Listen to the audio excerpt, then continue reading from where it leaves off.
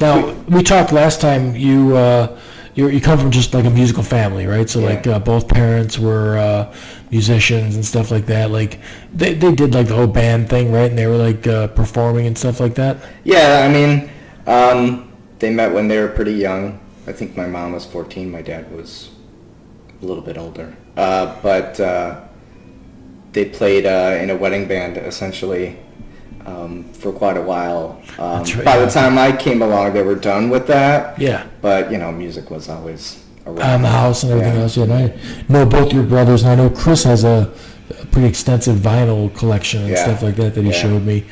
Just pictures of it. But and I just started collecting vinyl, and it's like my collection's minuscule. It's I mean, I love what I got in there. I probably have like 4 days straight if I listen to music, like, and I would enjoy everything I listen to.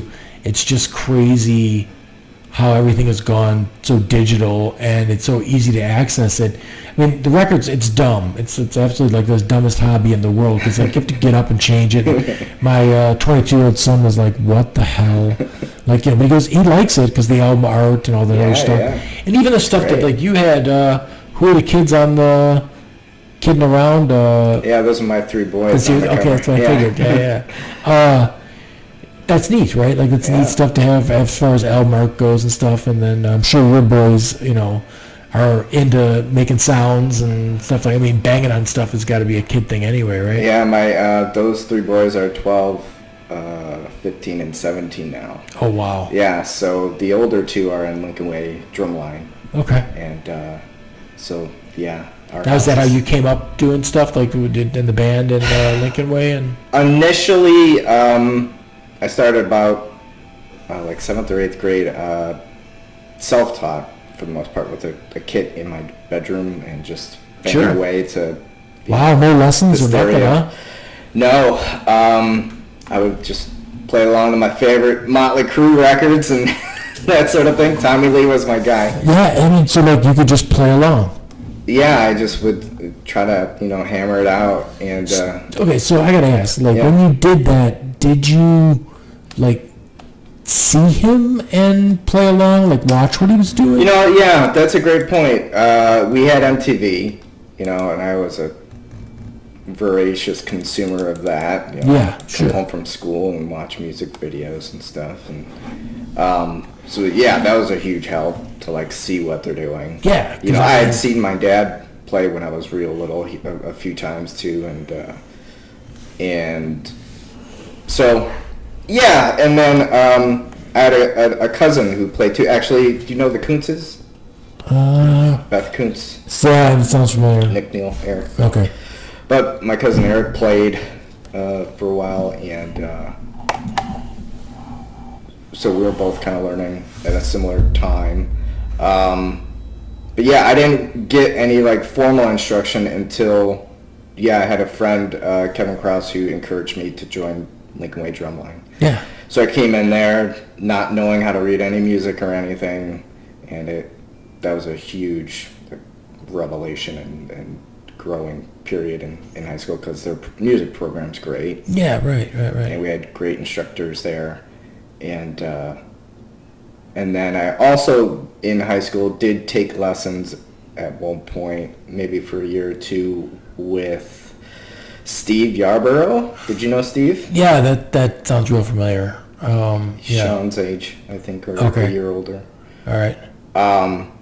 And he was great because he really helped me learn how to read. So he would give me sheets of little things to practice and whatnot. Okay. And kept feeding me stuff to work on. So sure, but I mean, there's got to be like technique stuff. I mean, just holding the sticks and stuff like that has to be so I got a buddy of mine, a good friend of mine, Tom, and he did like a School of Rock sort of thing. I think he said at like 46, and now he's in a band playing bass. They just played like a gig in Manuka, and like they're playing for money at places and stuff that. And he's been pretty serious about it for the last like 4 or 5 years now.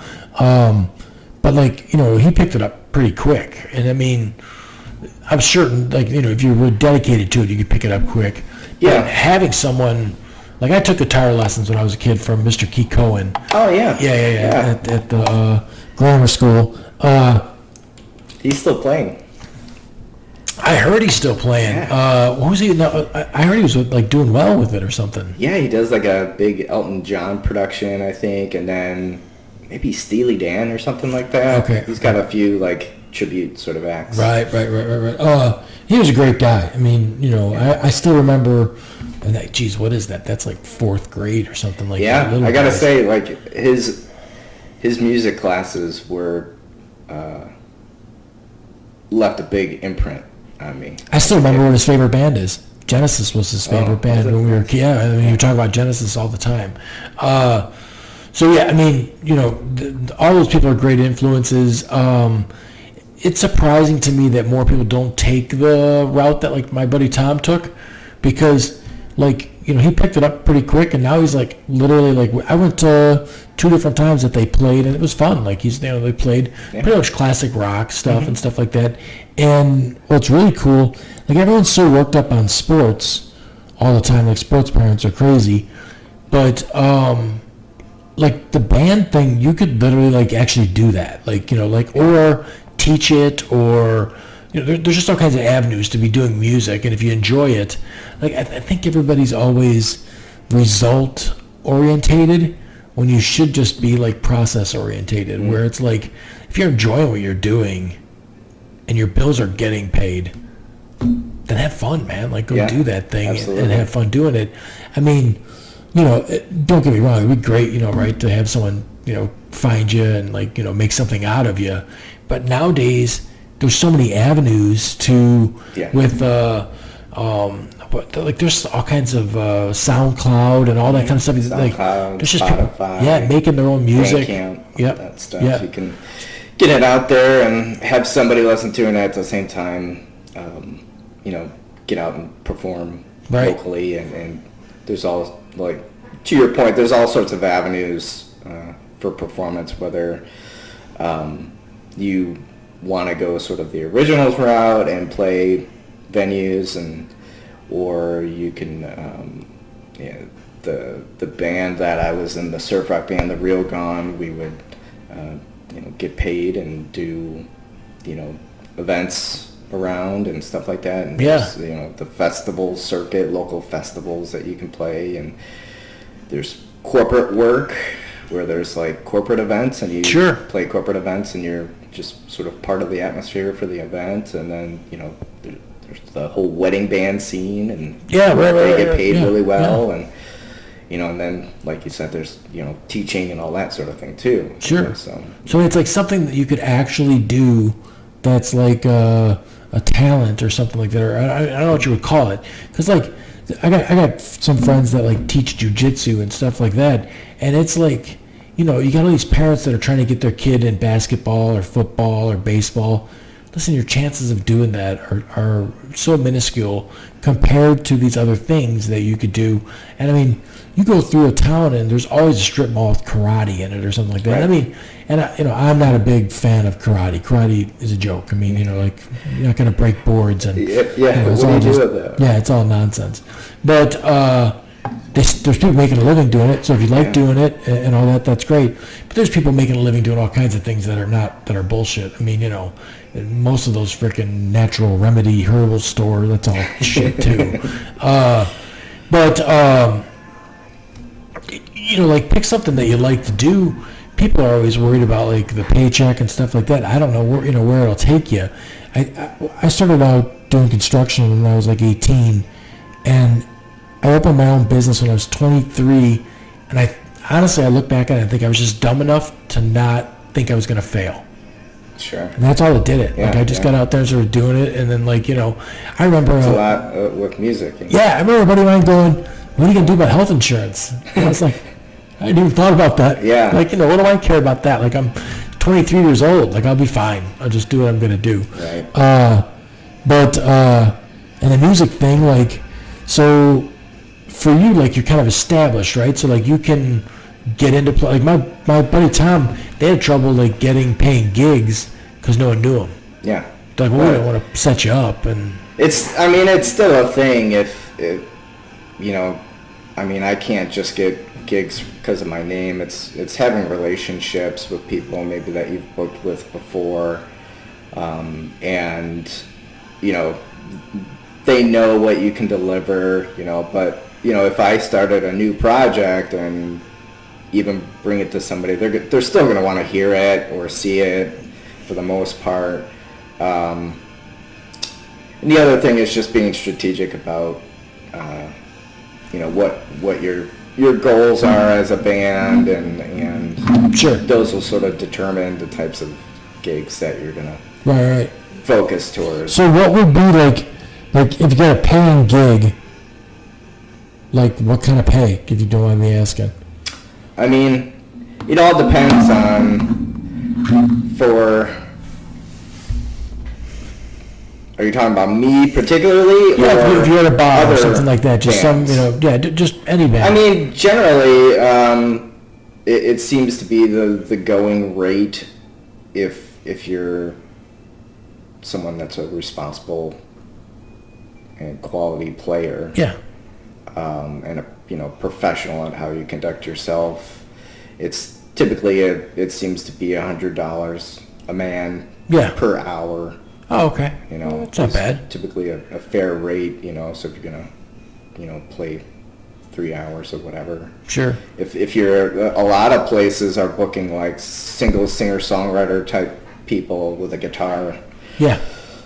And they'll play like 3 hours and get $300. Okay. And they're like sort of background music for a bar and grill or something like that. You know? So I got a cousin, his name's Pat Kelly, and Pat would play pizza places and stuff like that, right. And he just sings like Tom Petty songs with the guitar. It was wonderful. I went to go see him a couple of times, and I love the guy. He's a terrific guy too. But I think he was just enjoying himself. And then he moved down to Florida, and he seems to be doing pretty well down there. There's a lot of places to play down there and everything.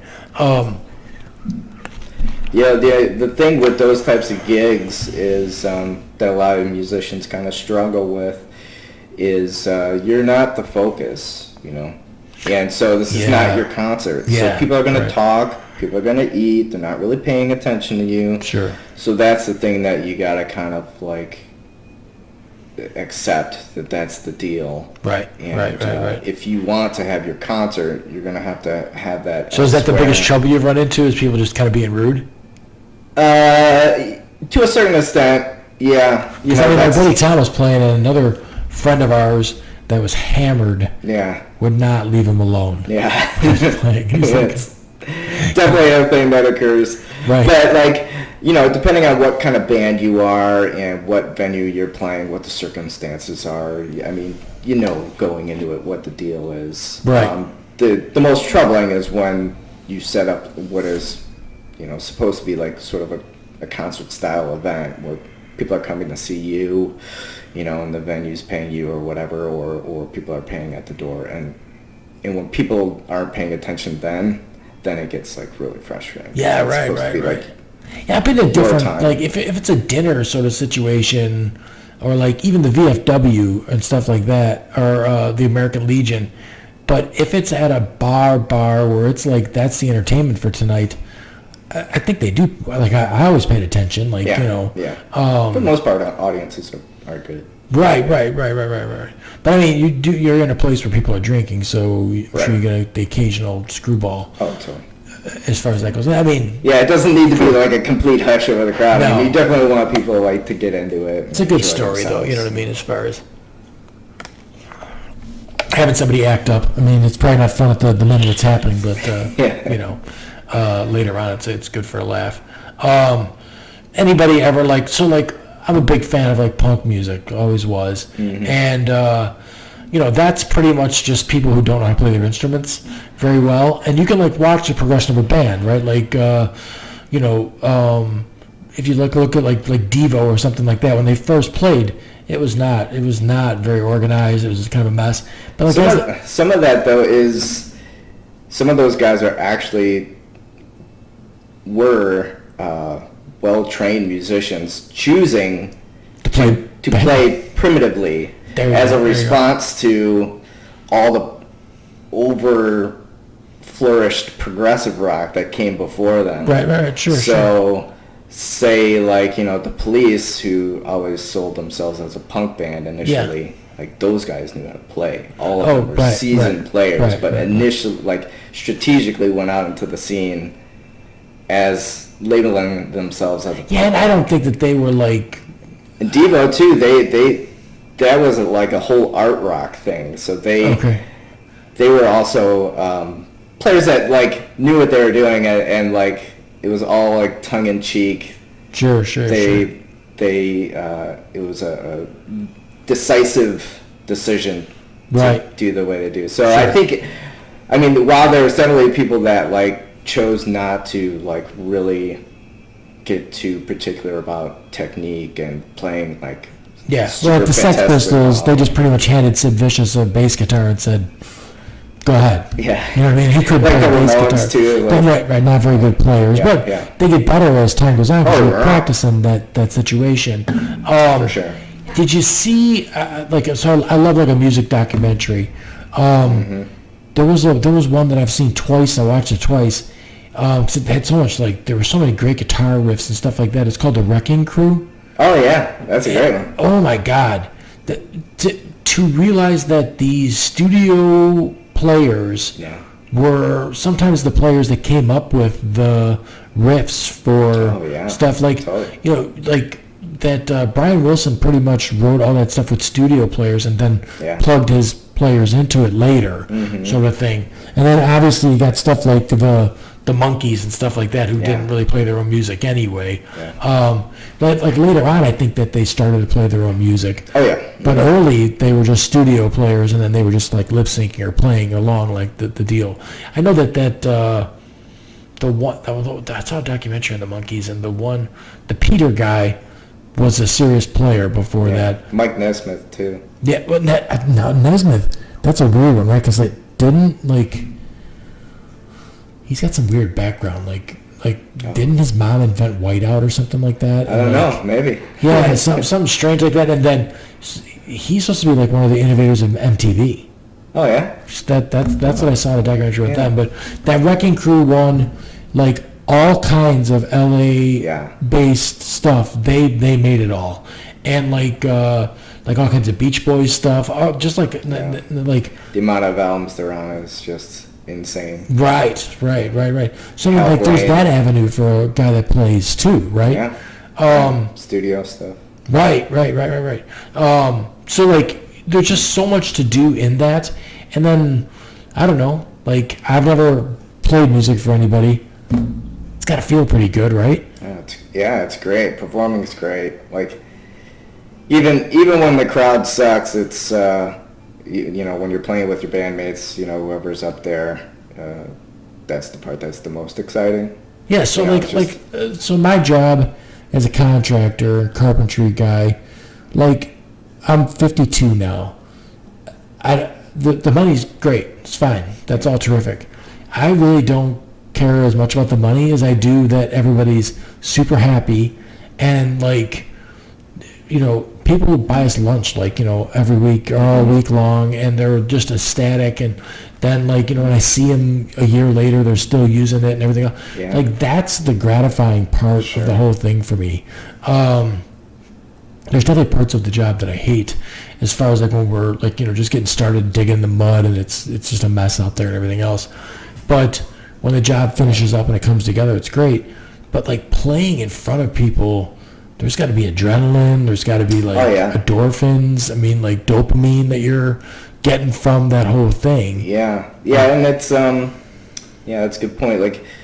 Not only with performance, but also when you're sitting creatively, working stuff out in a basement, or you're in the studio making something. It's that creative process, whether it's not you're on a construction site. How is that on a marriage? Because you gotta devote some time. Yeah, it is. Bands are like a marriage for sure. Yeah, right. And when you're dealing with creating something on a creative front, there's personalities and egos involved, so you gotta articulate yourself hopefully tactfully when you're discussing an idea, and navigating everybody's opinions on it and what's best for the end result. Sure. Of the song or where that idea is going to go.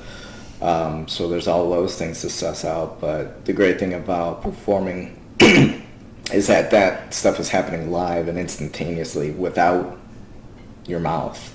Sure. So you're getting cues visually and using your ears, and like everybody's riding this sort of train in the moment, being present, and things are happening that is like nothing else, because there's a communication happening. Right, yeah. I'm sure.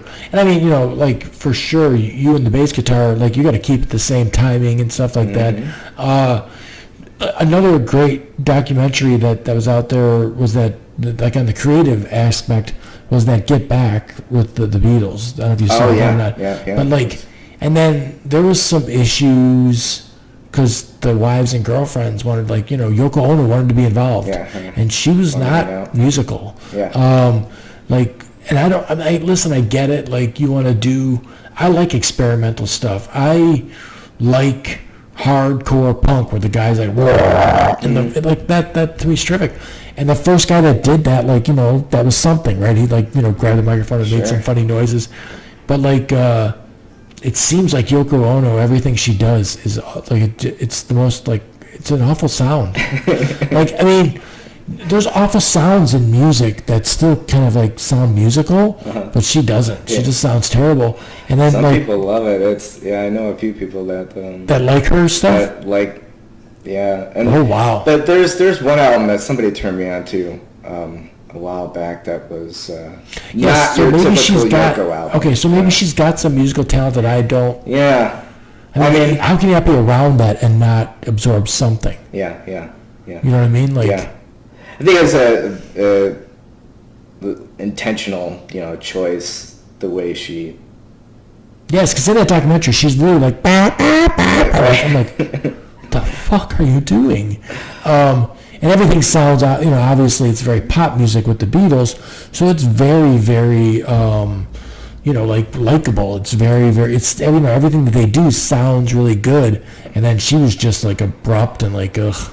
Well, that's also a key thing in the creative process is trying to be sensible about what's actually, what will work within the framework of what's actually being created. Once you step in and you're doing something that like makes no sense for what's happening, and you're not hearing that's not fitting, and I'm a graphic designer too, and this also, falls into that category, and I run into it all the time because at least being a musician, most of the time I'm dealing with other musicians who have a sensibility.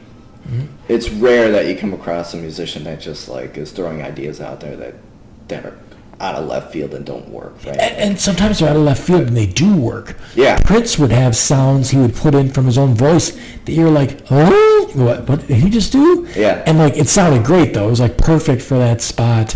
Did you ever see, there's a movie called Captain Fantastic?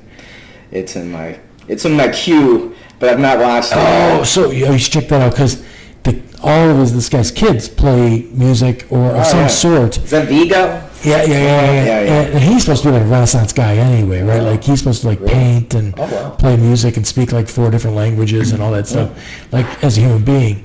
But so in this, Captain, and I can't, it's one of my favorite movies. I can't recommend it more. Gotcha.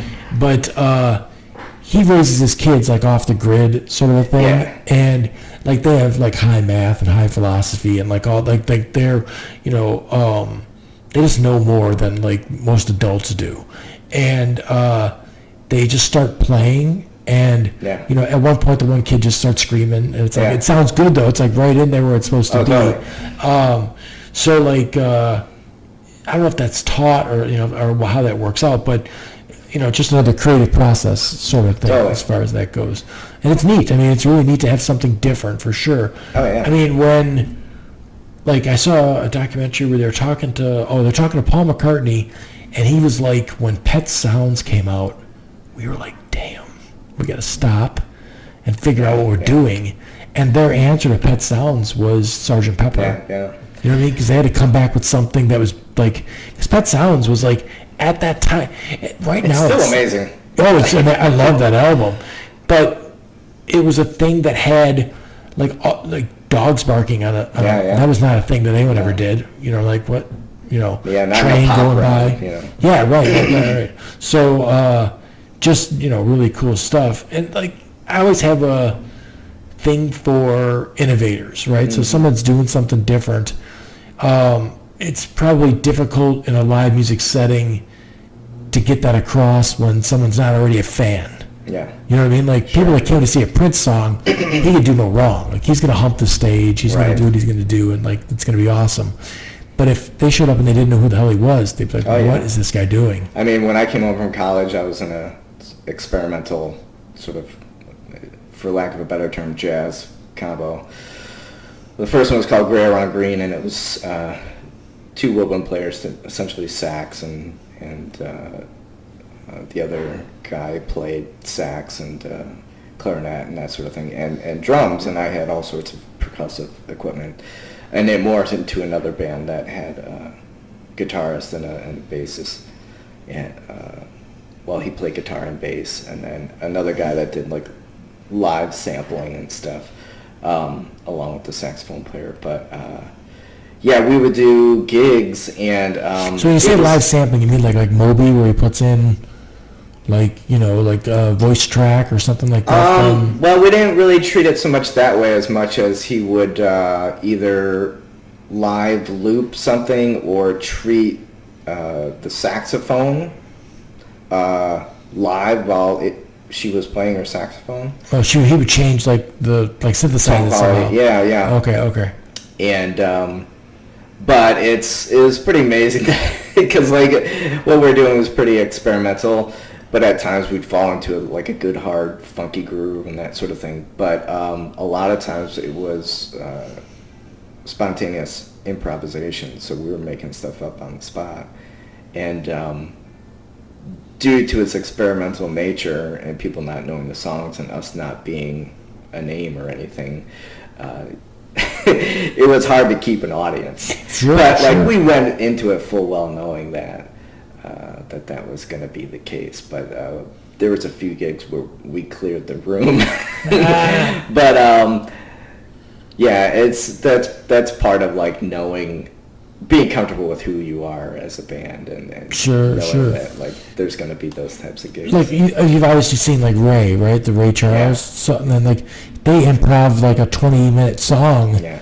And it just from something he wanted to put together. I mean, I'm sure he had his head, but then like they just did it there live, and then they ended up recording it. And it was a big hit, but like there's a big thing to getting play, right? Like if someone hears a song 5 times, if it's just catchy a little bit, they might be singing it and humming it later. Mm-hmm. But if they hear it that first time, they're like, no.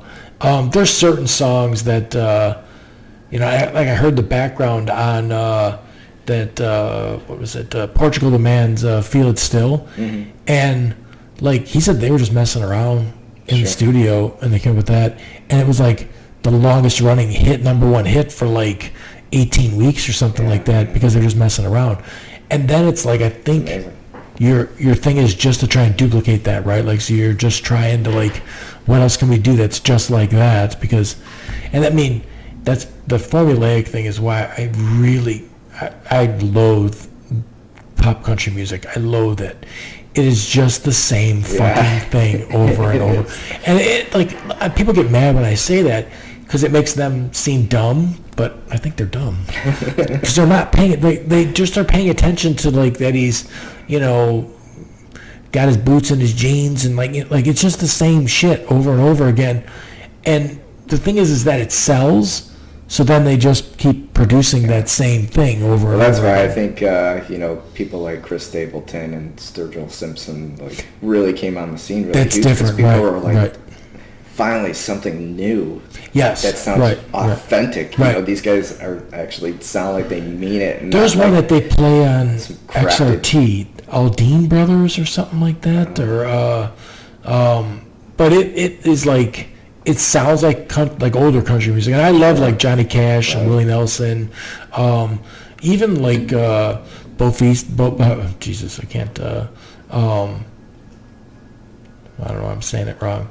I want to say Roy Orbison, but it's not Roy Orbison. It's Hank Williams. I'm sorry. Sure. I don't know. Yeah. Bocephus or what do they call it? Bocephus. Bocephus. That's right. Yeah.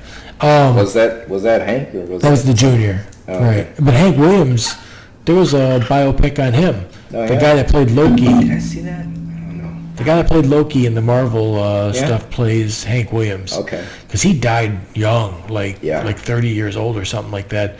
But like he had a bunch of great, hey, good looking, what you got cooking, like all that kind of stuff. I got a few on. I collect 78s. Right. I got a few of those. Yeah. So, but those are innovators, right? Like, I'm not the biggest Eddie Van Halen fan, but he was doing something different than what was being done as far as that goes. And like, not only that, but like went so far as to craft his own instrument, so it had its own tone quality. Sure. People didn't know what the hell was going on. Right. Frankenstein, that guitar. No, so you said you were in a jazz setup. Did you see the movie Whiplash? Yeah. So, I mean, that would be right up your alley, right? Drumming and stuff like that. I did not realize that jazz... I mean, I guess I did, because, like, the greatest drummers, like, a long time ago were all jazz drummers. Yeah. Like, now you got, like, in the 70s and stuff like that, you had Bonham and then the guy from Rush and stuff like that, which were great drummers. But before that, it was jazz drummers were the guys, right? At least that's what the Whiplash thing made it out to be. Yeah. I mean, and a lot of those jazz drummers went on to inspire a lot of those drummers of the 60s, Sure. Charlie Watts and John Bonham and Ginger Baker and all those guys. Well, people don't realize, I guess there's such a... R&B drummers, too, 50s, 60s R&B drummers. But there's such like a unique style to certain drummers. Like they were talking about Charlie Watts having his own kind of like it's Charlie Watts when he's playing stuff. Yeah. And also Ringo. They said Ringo would play a very, very simple kit and make pretty darn complicated stuff out of a simple kit. Yeah, he was unique in how he sort of crafted his drum parts, because he wasn't necessarily always just laying down a straightforward beat, and I think he was left-handed, so the way he would lead fills around the drum set left hand first typically would create some interesting fills and stuff. But geez, I thought as a drummer you'd have to be like, just both hands have to work pretty much like in unison with each other. I didn't think there would be like a left and a right-handed. Depending if you're left-handed or right-handed. Like, I think he was left-handed, but he played a right-handed setup. So typically, if you're left-handed, you might set up the drum set the opposite way. So you're hitting the snare drum with your right hand. Yeah. Yeah. But he didn't. So I guess you might get sort of that like Hendrix effect put on the drum set. Sure. Because Hendrix was right. and he strung his guitar. So like, being a percussionist and like there's all kinds of, I think there's like all kinds of iconic, I was I'm still a big Led Zeppelin fan, and Bonham just with the barehanded stuff and like all that, really awesome. But like, when you think of like Blue Oyster Cult with that cowbell and stuff like that, and then the whole Saturday Night Live skit with, this needs more cowbells. It's true though, like sometimes those simple things, adding a cowbell, in a song, a tambourine, you know, right, or you think sleigh bells, and it brings a character to a song, or creates a propulsion, a sense of movement in a song that when you take it away, it's kind of a big deal, but you don't think it's a big deal because it's this small. Yeah, but I mean, it's like there's an absence then of what was supposed to be there, and it. I mean, if you think of that Blue Oyster Cult tune without the cowbell, no, right? Right? There's all kinds of like Led Zeppelin songs that without the tambourine don't sound right either. Sure. And I don't think that's Bottom, but that's probably Robert Plant. Right. That's messing around with that. Yeah. So like the Innovators, obviously a real big deal. And trying to think of like what else is a real innovative. Like there's all kinds of like times where like the synthesized drum machines and stuff like that came into play and everything else, and it's just not the same as a guy playing the drums. I was recently watching an interview with Kenny Aronoff, drummer of John Cougar. Okay, sure. And he was saying when he got called into the studio to play on Jack and Diane, they had the Linn electronic drum system there, which was like brand new, and he took it upon himself to learn how to use it, because he was like, if I don't figure this out, like somebody else who's not a drummer is going to, and like so it was kind of like from a sense of like control, and like I can do something maybe cooler with this than the average schmo. Right. And so he came up with the electronic drum set part for Jack and Diane, and then played real drum set over the top of it that comes with that big drum fill, all that stuff. And then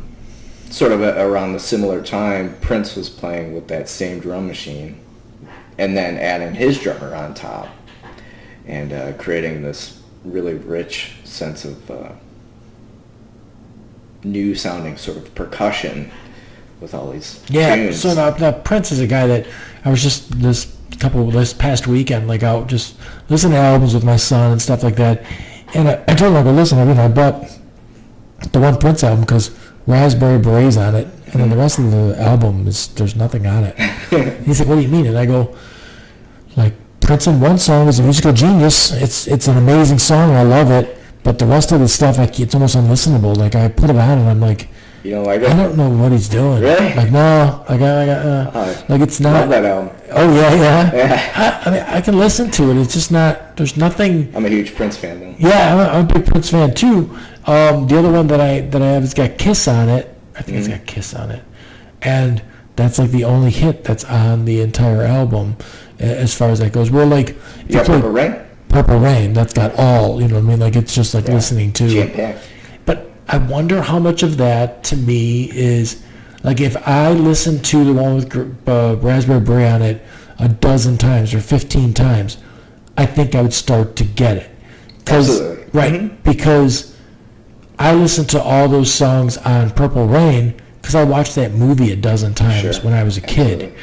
So, like, you got used to the songs. And so that's, like, why guys are paying radio DJs to, like, play the music. Right? Because if you get it in their head, then you got it. So, like, I mean, I'll definitely, like, give those albums a listen to. But it's amazing how, like, Raspberry Beret's catchy. I mean, it is, like, and I don't know if it's because it's on the radio or what, but it's one of my favorite Prince songs. Yeah. And I think it's partly the story that he tells, because I knew a girl like that. You know what I mean? The girl that was like, that girl that had that like kind of funky look, and she knew how to give a kiss and stuff like that. So like, it's a great song. And then the other song is like, to me, like as far as popular goes, they're obscure. Like, I don't know of another song that's on there that got radio time.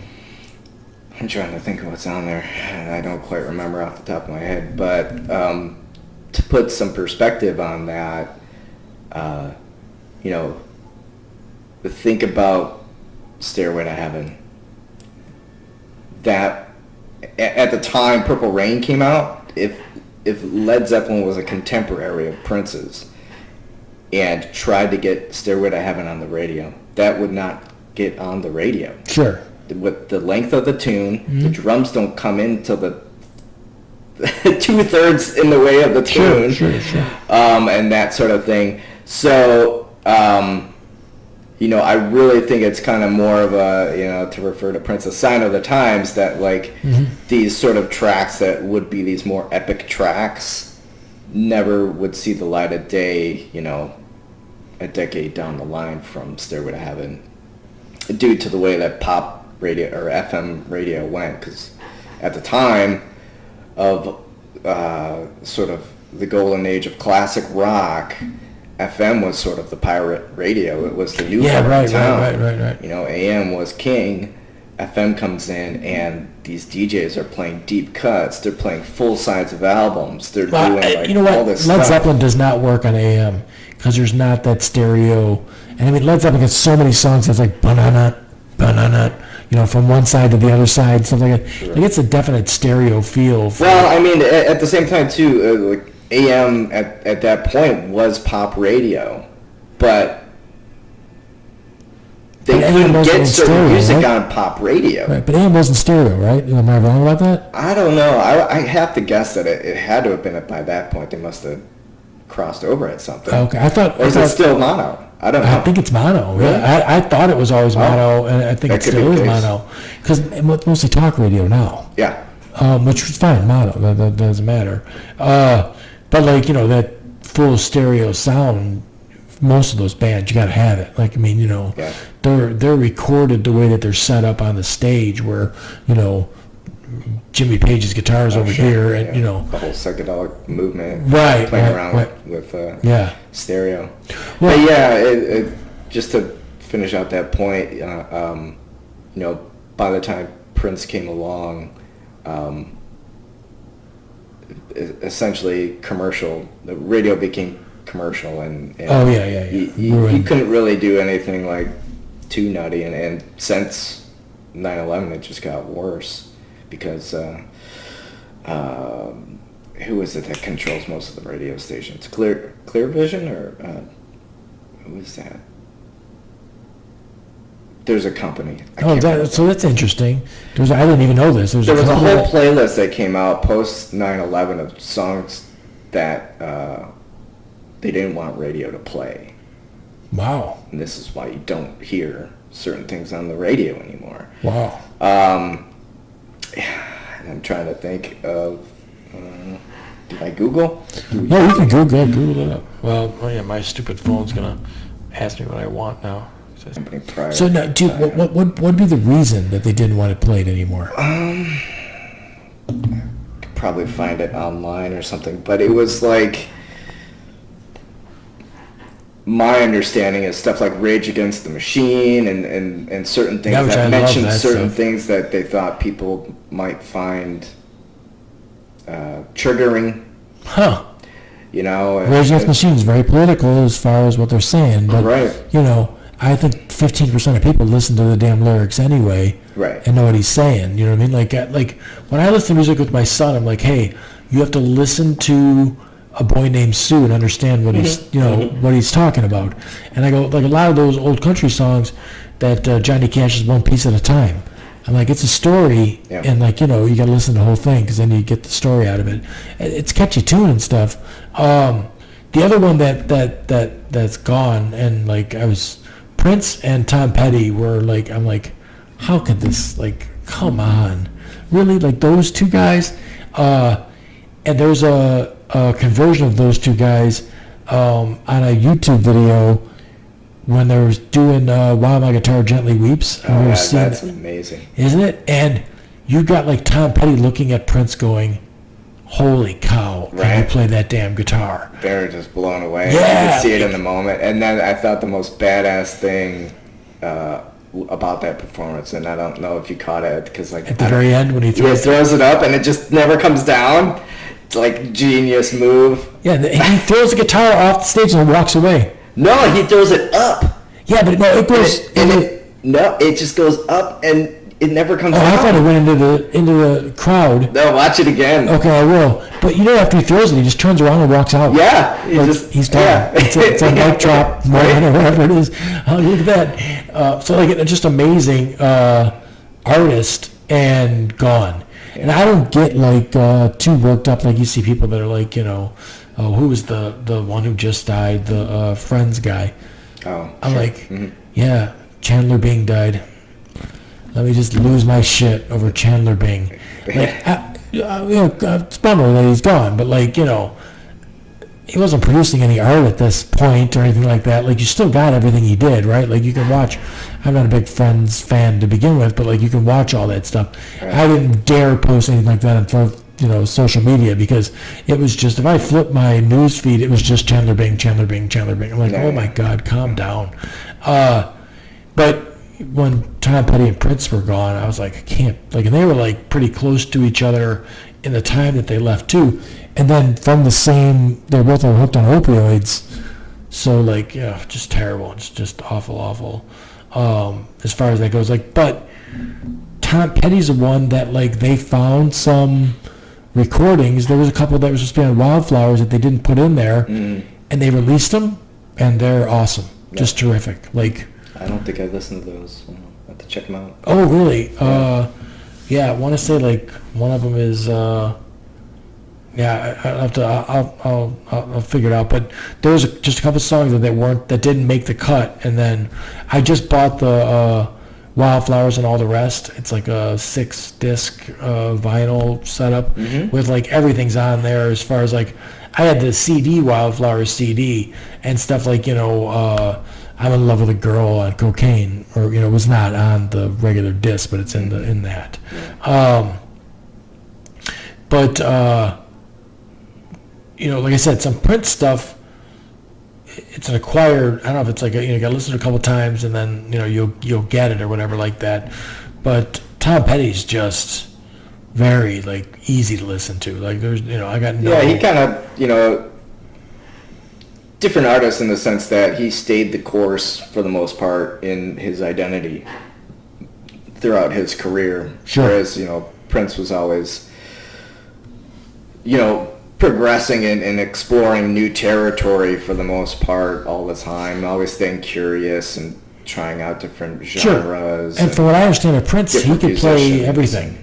Yeah. I mean, he was drum player. He could play lead guitar, bass guitar. His first 2 or 3 albums, he played all the instruments. Pretty much did just about everything. Yeah, right. Which is, I saw an interview with Billy Joel. Billy Joel's never been formally trained in anything. He just plays piano by ear. Oh wow! And I'm I don't even know. It doesn't make sense to me that way. You know what I mean? But that's great that you can. People that do that. Yeah, right. And so you're what, 45, 46? 47. 47. Yeah. How long do you think? And I'm asking this because I know the answer's really old, but you could play music. Drums are a little hard on you, right? As far as just lugging the gear around kind of sucks. Oh yeah, but I saw Phil Collins had something where his forearms were kind of messed up and stuff like that. If you play too much, can't you get? Well, it's a matter of technique, and if you're, not loosening up and playing with poor technique, you can get issues with your tendons. Oh yeah, I think carpal tunnel. Yeah, right. Because it's a repetitive motion. Yeah, so I stretch out all the time. I try to warm up a little bit before I play shows and that sort of thing, and I work on a computer all day too, so it doesn't help. But, sure. But I would think drums would have to be the hardest on you as far as physically, because the rest of it, you kind of play with your fingers and stuff like that. That's not a big deal. I mean, if you're using a horn, then that's not something that's gonna. I don't think you're gonna carpal tunnel in your throat or something like that. No, a lot of times though, those guys gotta watch their lips. As far as brass players and stuff. Oh yeah. Go. And just generally, every instrument is dealing with fingers. So if you get an arthritic or something, then that can be problematic. Right. Which that runs in my family, so I gotta watch that. But yeah, for me, the desire to play will continue until I can't actually probably physically do it. Yeah, right. Which is, I mean, that's, if you like, there's all kinds of things that people like to do, and I mean, obviously, like sports and stuff like that, like you can't really do those, at a certain age, right? There's not like a lot of 65-year-old guys out. Time limit on. Right, out there playing any kind of basketball or any kind of football or anything like that, where this is something that you can do for a very, very long time. And it's always, I always thought like because my life always revolved around trying to get girls. So my thing was always that I wanted to like play the piano because I thought that'd be the best way. Like a girl would dig that the most, right? Like I play the piano. So like I don't understand the piano or anything like that. I've never taken a lesson on the piano, but you would think that if you were a piano player, like I said, as long as you don't get arthritic or something like that, that you could probably play the piano well into your 70s, no problem, just play the piano. Yeah, sure. And that's something that at a party, like, that's a talent, right? Like, I mean, get everybody singing. Yeah, right. Make something happen. Yeah. Make a memory. Right, exactly. And I mean, you're the guy that does that. I mean, there's also the annoying guy at the college party that's playing the guitar, and it's awful. Yeah. But, put down your guitar. Yes, right. Give us all a chance. Or the guy in the drum, with the drum by the fire. Oh, yeah. You could be that guy, too. There was always the guy in school playing the drums, on the table, sort of thing, you know what I mean? Yeah. But, I love Todd Rundgren. I mean, that sure. Just want to bang on the drums. Bang on the drum all day. Mm-hmm. So do you ever get, like, sick of it? I mean, my son wrestles, and, I'm sure by the end of the season he's, like, burnt out on the year as far as that goes. Do you ever just set it down for a little bit? No, I mean, it's usually good that I've got a wide variety between the different projects I'm in. And whether I'm playing live or doing something in the studio or composing at home behind the computer. So all these different things keep it interesting, and if I'm not performing out and playing live, then I'm probably behind the computer writing something, making up something, and there's with the different projects I'm in, I can explore just about any genre I want, and just follow my. That surf rock's pretty cool stuff. I mean, what's your call? So, like any of the stuff that you do, like, do you have to like dress a certain way or anything like that? Do you like try and? Is there a motif? No, none of the projects I'm in actually, has like. The surf rock thing we did, we wore suits. That project is no longer happening, but the projects that I'm in right now, there's no sort of aesthetic, but generally when I go out and present myself, I try to look nice, look professional. Yeah, right. I've found that over the years, if you present yourself that way, people treat you that way. People treat you how you look. It's the truth. Right. And there was a very visceral change when the surf rock band switched from wearing like Hawaiian shirts, bowling shirts to suits. Not only did people like stop and like pay attention to us because we looked important. Yeah, right. I found that, and our gig opportunities totally changed. Oh, really? We got much more professional gigs because we looked the part. Yeah, right. It's a very real thing that I think a lot of bands don't consider as their visual presentation. And a lot of acts that make it big or are professional that make money, that's a big part of it, is what visual information the audience is getting, because that's informing their decision. Specifically don't want to look a certain way, though?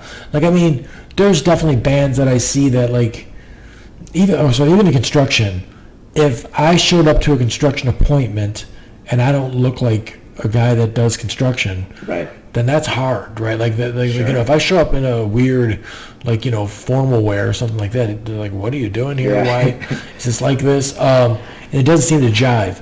I've been doing it so long, I think I just look like that guy now. Like, that's who I am. Sure. But, there's definitely bands, the whole punk thing is, my son was like, well, how would you explain punk? I'm like, fuck you, fuck your rules, fuck all this, I'm doing whatever the fuck I want to do. And if you don't like it, fuck you. Like, that's pretty much punk. And, if you look at punk bands, there is no... It's not formulaic, right? You could say, the B-52s are a punk band, and they're, like some kind of weird 50s beehive hairdos and stuff like that. Where, like you said, the Police and stuff, and then the Sex Pistols, and then, it's amazing to me, when I was in school, I was class of 89, punk was so small. There was such a small... People didn't even know what it was. If I played punk music, they'd have no clue. Now there's so much music that is punk influenced. It's just, from Foo Fighters to Green Day to it's all that Wet Leg band that's out from, I think they're from New Zealand or something like that.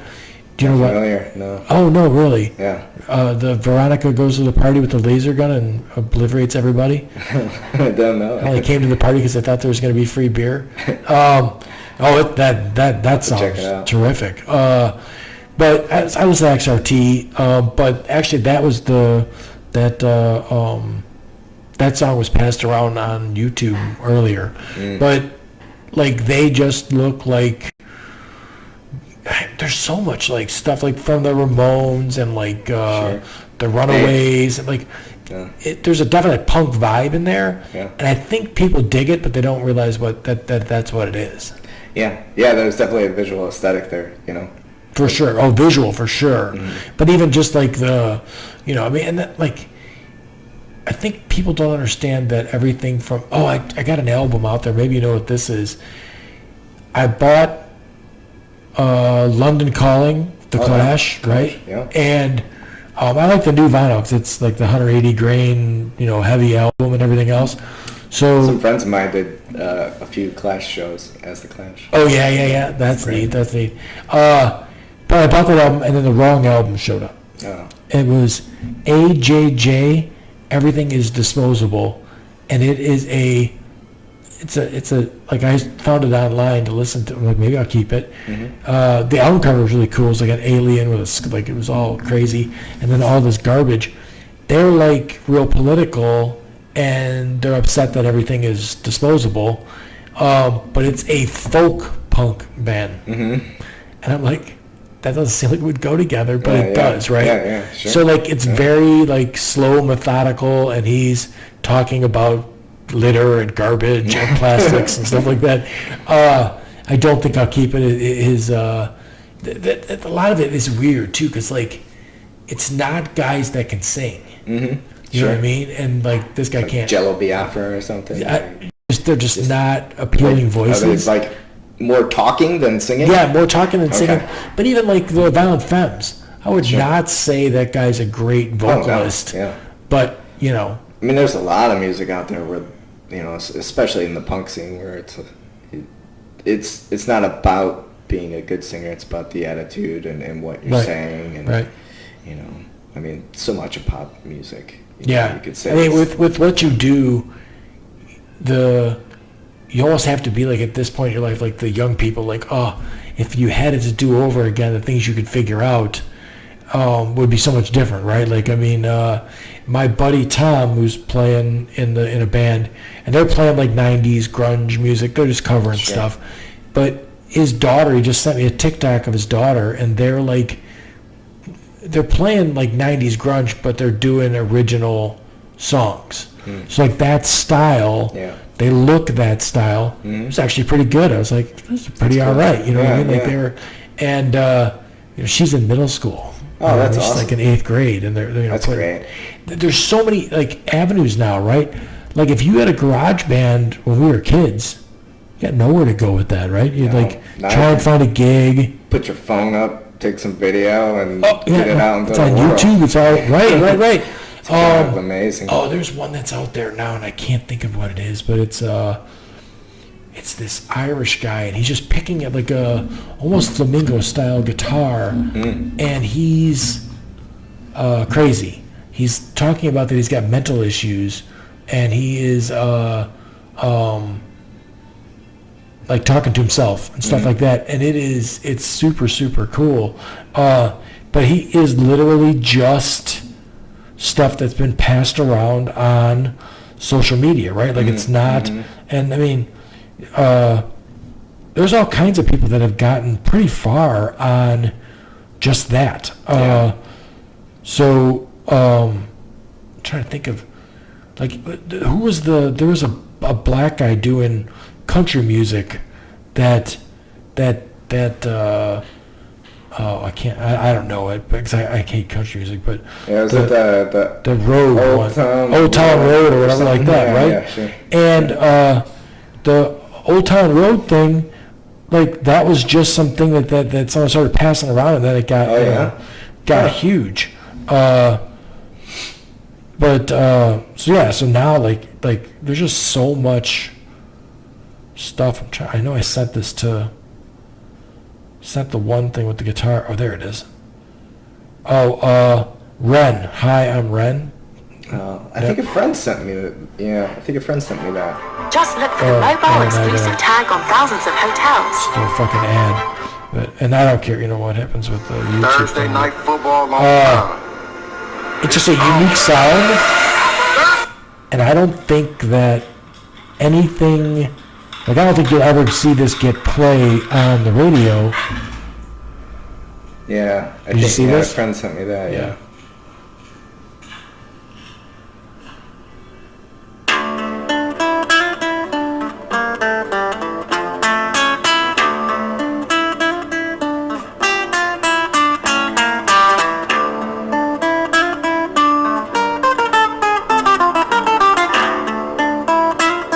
And I mean, I'm not good enough, like, at listening to music to understand if that's really good or not. Oh yeah, I mean, good is irrelevant. It's, do you like it? Do you not like it? Does it move you? Does it not move you? Sure. Those are the questions I ask myself. And like, the other thing I like to kind of do as a thought experiment while I'm like listening to artists is what I call in my head the barroom test, and that's I picture, okay, a place that I play called it's the Chicago Street Pub in Joliet.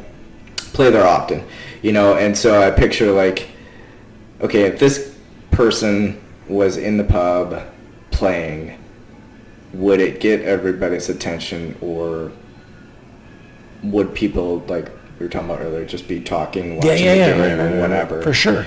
And if it's attention getting, if it's interesting, if it's moving, whatever, it seems authentic, then, it seems pretty cool and I'm interested. But like, there's times when like major label artists, I'm listening to something and I do that little thought experiment in my head and sort of run it through that little test, and I'm thinking, like, people would not be interested in this. No, but because it's on the radio and it's a name that people know. Right. The DJ's telling you're supposed to like this. Yes. It's getting airplay, but I'm like, this is just not interesting. Since high school, I have never been. I'm always even skeptical when somebody in that position says, "This is great. You got to listen to this." Like, if it's a friend, I'm listening to it. But if it is a DJ, forget it. Like, you're being paid to say that, and so much of it is just put out over and over and over again. But there are things like you were talking about that just catch me. Did you see the Tarantino Kill Bill? Mm-hmm. And they've got that punk Japanese band. Oh yeah, they're great. Freaking awesome. Yeah. And then just like the riffs and stuff are so catchy, and like the little vocal things they're doing, it's just that. So it's just all that. And those always amaze me as things that, if it's that catchy, like, it's got to make money. Like, if it catches me, then why? That's the tricky part, because it doesn't. it doesn't always, unfortunately, work out that way. You know, it's kind of like Beta was better than VHS. Right, but no. it didn't work out, because unfortunately, there's evil in this world, and VHS won. But that happens with art, There's so much like quality music, quality art out there that doesn't get seen or heard. Yeah, it's like the tree falling in the forest. There's so much art that people are like, even just like go straight to like go to the Art Institute, and there's millions of people that are oblivious to that, like that stuff being. There's a building in Chicago that you can go to and literally walk into every room and be moved. Yeah. By a picture on a wall. Sure. Like, oh, I feel sad because this looks like this. Like, I get it. But no one stops to look at it. We're in this like fast food, like just give me gratification now. I can't get over. Most people I know use the internet wrong. This is the most amazing thing of my lifetime, that I can ask this anything all the time and get answers from it. And then if you're a conspiracy theorist, then none of the answers are right because it's all bullshit anyway. But like, for a curious person, it's great. Yes, it's amazing. Like, there's so much. So my son's in a physics, college physics class now. He's starting to be an engineer. There is so much stuff that, like, I listen to, like, all kinds of Star Talk and Neil deGrasse Tyson podcasts and stuff like that, and it's amazing to hear stuff. It's also amazing to talk to someone about it. And, like, people that are intelligent, my one buddy was like, I did not realize that the reason that everyone's weightless in space is because they're orbiting and they're literally in free fall. That's why they're weightless, because you're falling. You're falling around the Earth, but you're falling. So, like, you're in a semi-truck playing catch of the football, and you're moving down the highway. You can play catch just fine inside the semi-truck. There's no wind. It's all controlled. Right. This thing in space, there's no wind. It's spinning around the Earth, right? And you're in this shell going hundreds of miles an hour because you're falling. Yeah. But you don't feel like you're falling because it's all relative to what's around you. Sure. Like, to me, that, because I've been listening to this stuff for so long, it seems like second nature. You know what I mean? Like, that's what it is. But, and I've also never, I couldn't pick a Kardashian out of a lineup. I don't know that stuff. Right. Which, I mean, I guess somebody would be upset with me that I don't know that. I've never seen a Housewives of Anywhere thing. Well, it's not what you're into. No, it's not what I'm into. But, like, they're missing out on all of this, like, amazing fucking knowledge that's right there at your fingertips. Sure. Like, when we were kids, you had to go get the Encyclopedia Britannica out and find this shit. It is literally like, hey, Google, and my phone will answer it for me. And, like, I don't know how many times a day I use that in there. And we use it for every single goofy thing from, like, how tall is this person to what's the average height in this country, the average height in that country. Stuff like, I'll have someone say, well, the U.S. is overpopulated because they're against immigration. And I'm like, not really. So much. You could do the, like, square footage of land per person thing per country, and the U.S. is pretty low, actually. Yeah. Like, there's a lot of countries that you're shoulder to shoulder, not literally. I mean, there's still open area in China, but, like, the population is just so much different. And then it's amazing to me, like, that people don't realize that China, there's 3 times as many people in China as there is in this country, or more than that now, like 4 times. And India's got like 6 times as many people in that country as we do in this country. If you put those 2 countries together, they got like 9 times or 8 times as many people as we do in this country. And the landmass is not that much bigger for each of those countries. So, but, like, I only know that shit because we Googled it. No, I'm a curious person like that too. Right. I don't hesitate to, like, when I get a thought in my head that I'm curious about, going and finding my loop to come back to you is, somebody could probably, like, pretty much learn how to play the drums. Oh yeah, that's the great thing about that I have told some people, that are beginners that have asked me questions about, things, technique or this, that, and the other.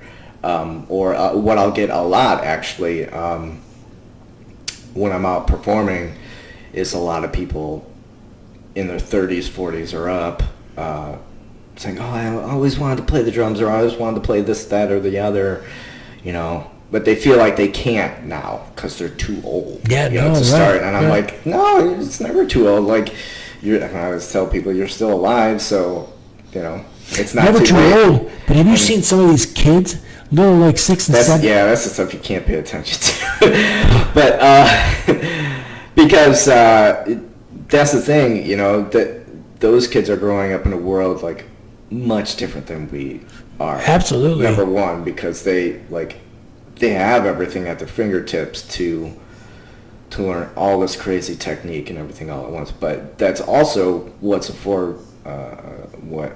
is afforded to someone like us, our age, who wants to start. Sure, like, sure. You can dive in, to your point, and there's a bazillion videos online, and it's free. Free? Yeah, it's right there. So you can really get to work, kind of like I did when I was in middle school, before I got to high school, and start figuring stuff out. I mean, if I had those tools back then, I would have learned a whole heck of a lot more in those first couple of years than waiting till I got to high school to run into people with well, when I first started doing the construction stuff, it was really just, we would pick up a little deck here and there and stuff like that. I was teaching my 14-year-old sons, middle school kids, how to do carpentry work. Sure. So we'd go to someone's house, spend the week there, and build them a deck.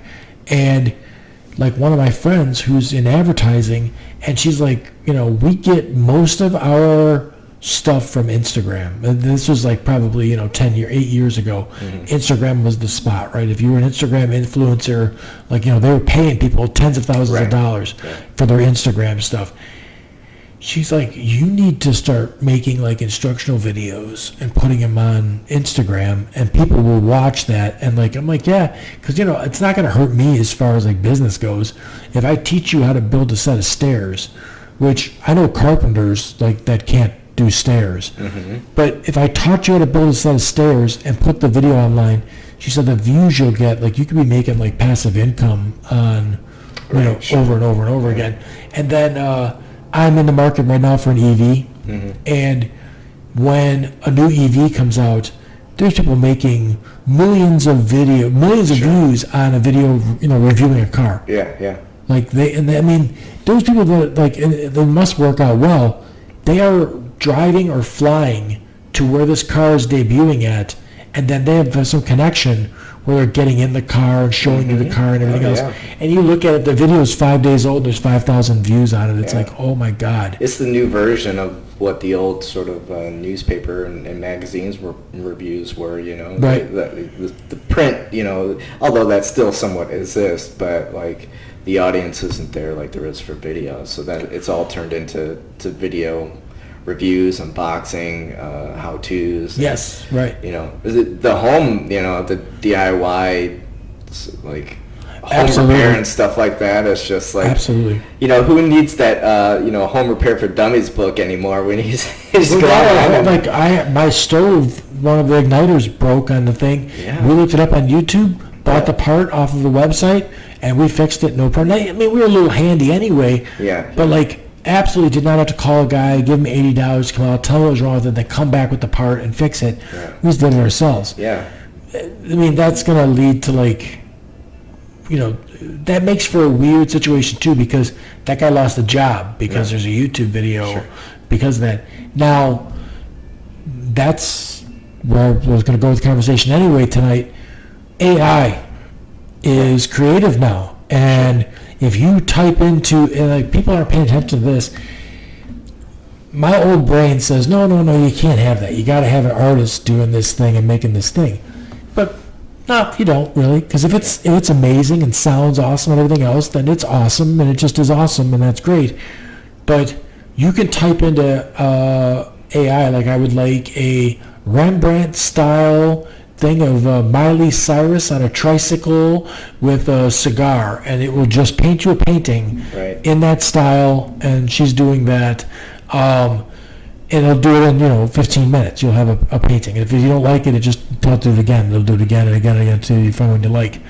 Now that is art, and it's taking away from that. And I'm sure if you took AI, Chat GPT or whatever it is, right, and you plugged in every musical, drum thing you could, it could come up with some shit on its own. Oh yeah. We played around. So how does that make you feel as a guy that's an artist, that's a guy that does that stuff? It's been here in various forms for quite a while. And whether you're talking art or electronic music, right, automated sounds and that sort of thing. I think my thought on it is it's going to kind of shake out in a couple of... Hopefully, whenever AI is used, hopefully it could be labeled as such so it's transparent. So we're not trying to pull the wool over someone's eyes. Sure. So some ethics around it. I'm waiting for the next Milli Vanilli. Yeah. Because that's prime for that, right? Like, you could have something that makes great art, and you just got to put a pretty face on it and then market it. Well, the other thing that's interesting is I think it'll kind of have a sort of effect where it'll push consumers of art to seek out the very human, handmade, imperfect art forms. Sure. That people are actually making, and that'll sound one way, and that will look one way. Obviously, live music will always be live music, because you need people to do that. Right, and then AI music and art is going to be this very different thing that might be more polished and clean in its production and that sort of thing. I mean, so much of music as we are receiving it right now in the pop realm is, as far as I'm concerned, overly produced and formulaic. No, it's more about the production of it. It seems so polished, inhuman and inauthentic, sure. and I'm not moved by it. So like a Post Malone and stuff like that, you're not like. I mean, depends. There's some stuff he's done. He's got some awesome stuff. Yeah, in my mind, at least. He knows how to craft a tune. Right. But he also will make jokes about himself and say, I just talking to auto-tune and. It does that for me, sort of thing. So, but I mean, he's got some stuff and I've seen him perform, like on videos live. He's a performer too, like it's, now I would not say it's in the genre of like to watch Prince's stage presence is a totally different thing, like the dancing and the high platforms and all that stuff. But then there's also I was never, as a little kid, I liked Kiss because it was cool, right, with all the face makeup. But it's not the greatest, music. It's pretty formulaic as far as that goes. Like it sounds like the same sort of song over and over again, to me at least. You know what I mean? Where that's like Nickelback. That's the claim on them, right? Is that it's just a formulaic thing that you're making pop rock music. Which is what the new country music is, sort of a thing. Yeah. So that's the beat on them. But I'm sure there's people out there that love to listen to Nickelback, and they don't understand why people pick on them. Mm-hmm. But for me, that is it, right? I want to hear. I don't mind hearing something on an album, and things on the album are similar, but I want to hear something different in your next album. I don't want it to be the same. You know what I mean? Like it needs to be, something a little different in there as far as that goes. Then there's other artists that, well, somebody like AC/DC, they're delivering the sort of same thing, right. But they bring it, and they mean it every single time. Right. To me, that's the most important thing is if you're a band even that sort of stays the course. I mean. Even Tom Petty, David Bowie reinvented himself constantly. Lou Reed, same thing. Totally.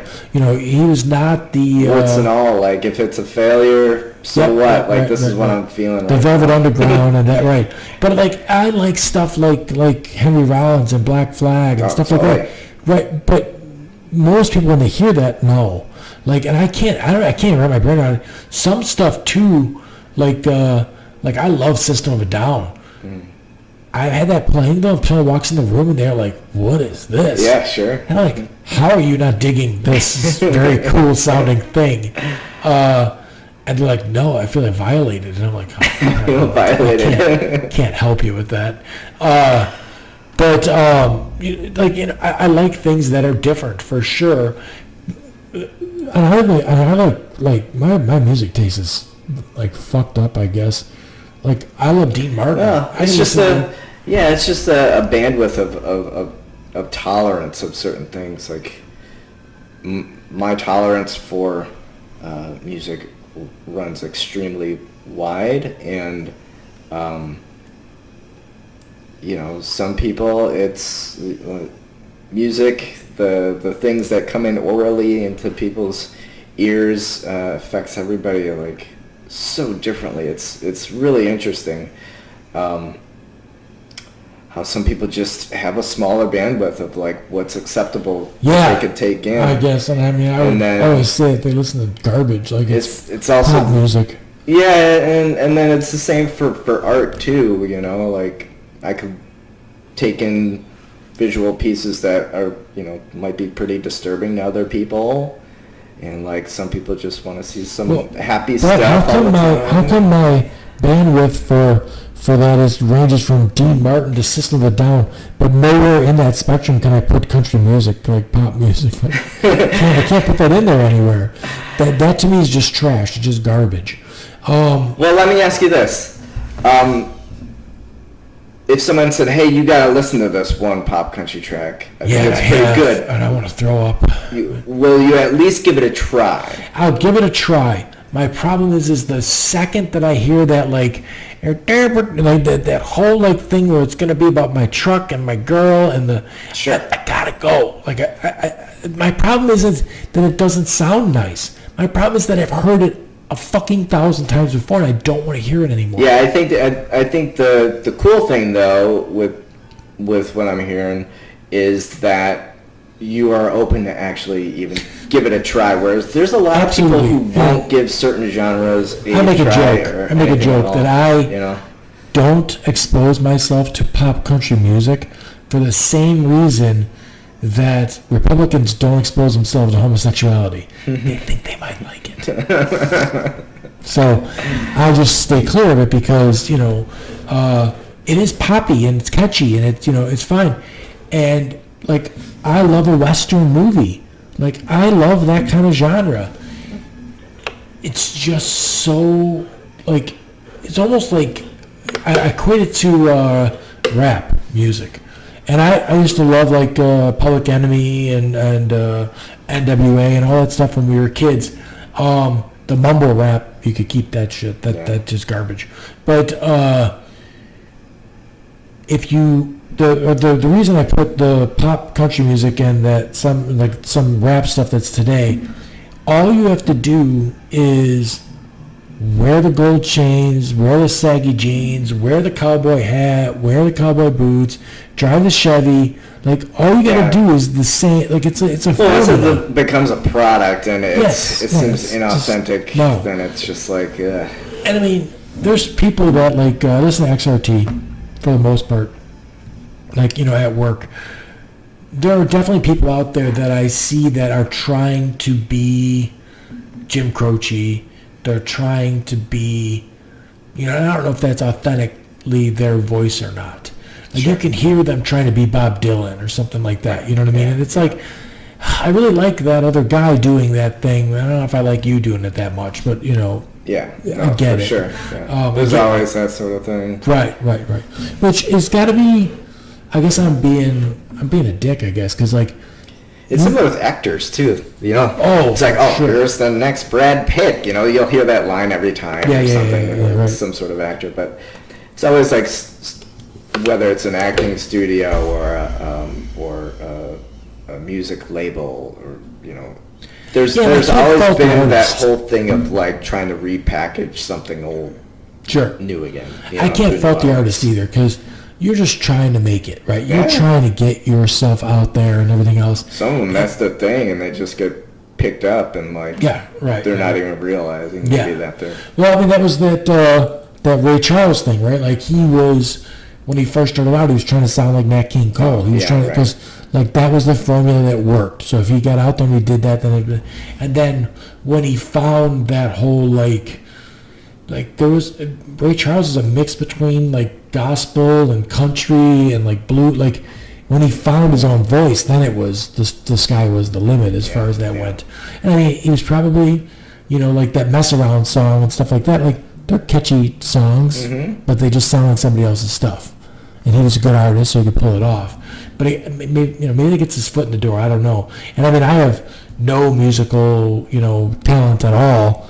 So for me to pick on that stuff, like I would hope that. That's my problem too with the pop country music. Back to that, like I hate to keep bitching about that, but I'm positive that they just find a good-looking girl and they make her in a like. Oh, that's totally a thing. Yes, it's been a thing since the Monkees. Yes, right. I'm sure. Well before that, you go back to, some of the black and white movies of like the 30s and stuff, where you put together something like I don't know for sure the background of the Andrews sisters or something, but they just seem like something that was crafted,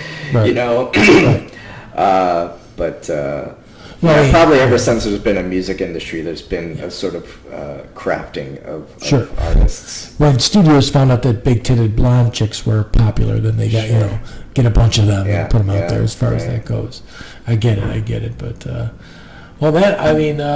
we're an hour and a half in. Yeah. I'm going to shoot for about an hour or so. What's your call? It was good talk. What do you got coming up? What should somebody go out and see? Because wintertime's tough, but man, I would like to go see something. Let me just go through. Let me plug my stuff. Yeah, right. Okay. So I got it listed here just because I don't want to forget. Yeah, go. But I've got my solo material.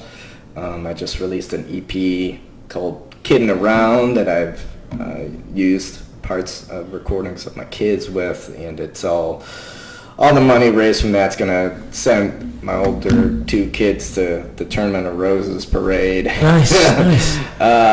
We're doing other fundraisers and stuff at Lincoln Way for the marching band to get their 24, 25. Lincoln Way is a co-op, right? It's all the Lincoln Ways are the same band, or is it different? Yeah, that marching band is from all the schools. Okay. And then I am playing with a fellow named Dan Doherty. It's the Dan Doherty Band, and we've got a gig coming up December 30th. Let me double check here.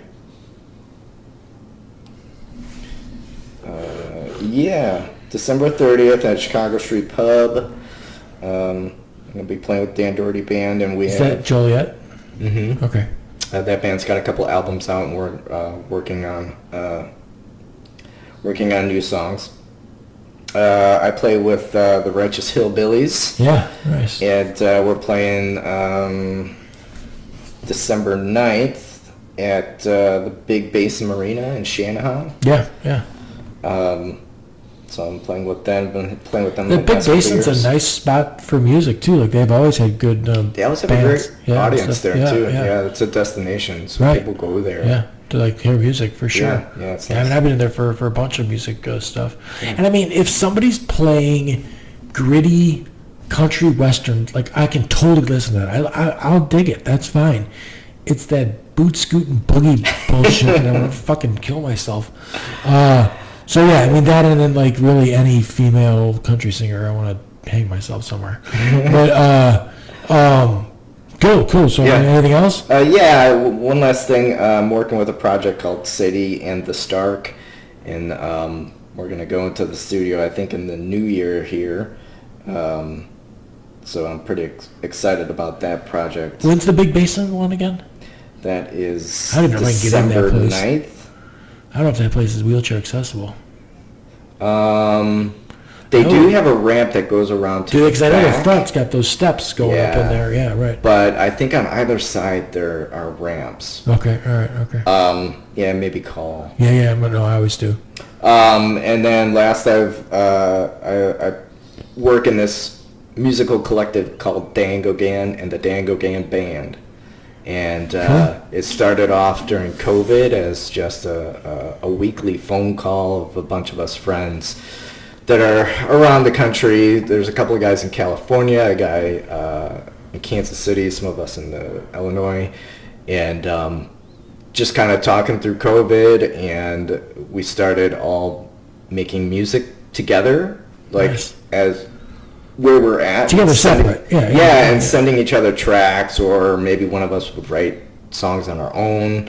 But you heard that Rolling Stones song, that's what they did when they cleared the streets in New York and everything else. They all just they put a song together and made that.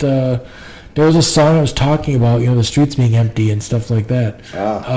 See, that's a perfect example, right? Those dudes are 80. Yeah. 81. And have you heard the one with Lady Gaga and... I haven't spun the whole album. I heard the first single and was completely turned off. I was like, this is... the angry one? Why are you angry with me? Yeah. Didn't like it at all. Okay, so I thought that was okay. I like there's a track on that's got Stevie Wonder and Lady Gaga together on there with the Stones, and I thought that was terrific. I was like, Yeah, I have yet to spin the whole album. I gotta check it out. Right. Yeah. So you have the album, or you just got it on No, I gotta go on like Spotify. Yeah. Check it out. Right. But that Dango Gan Band, we have put together a lot of albums so far, and only the last couple of years since COVID.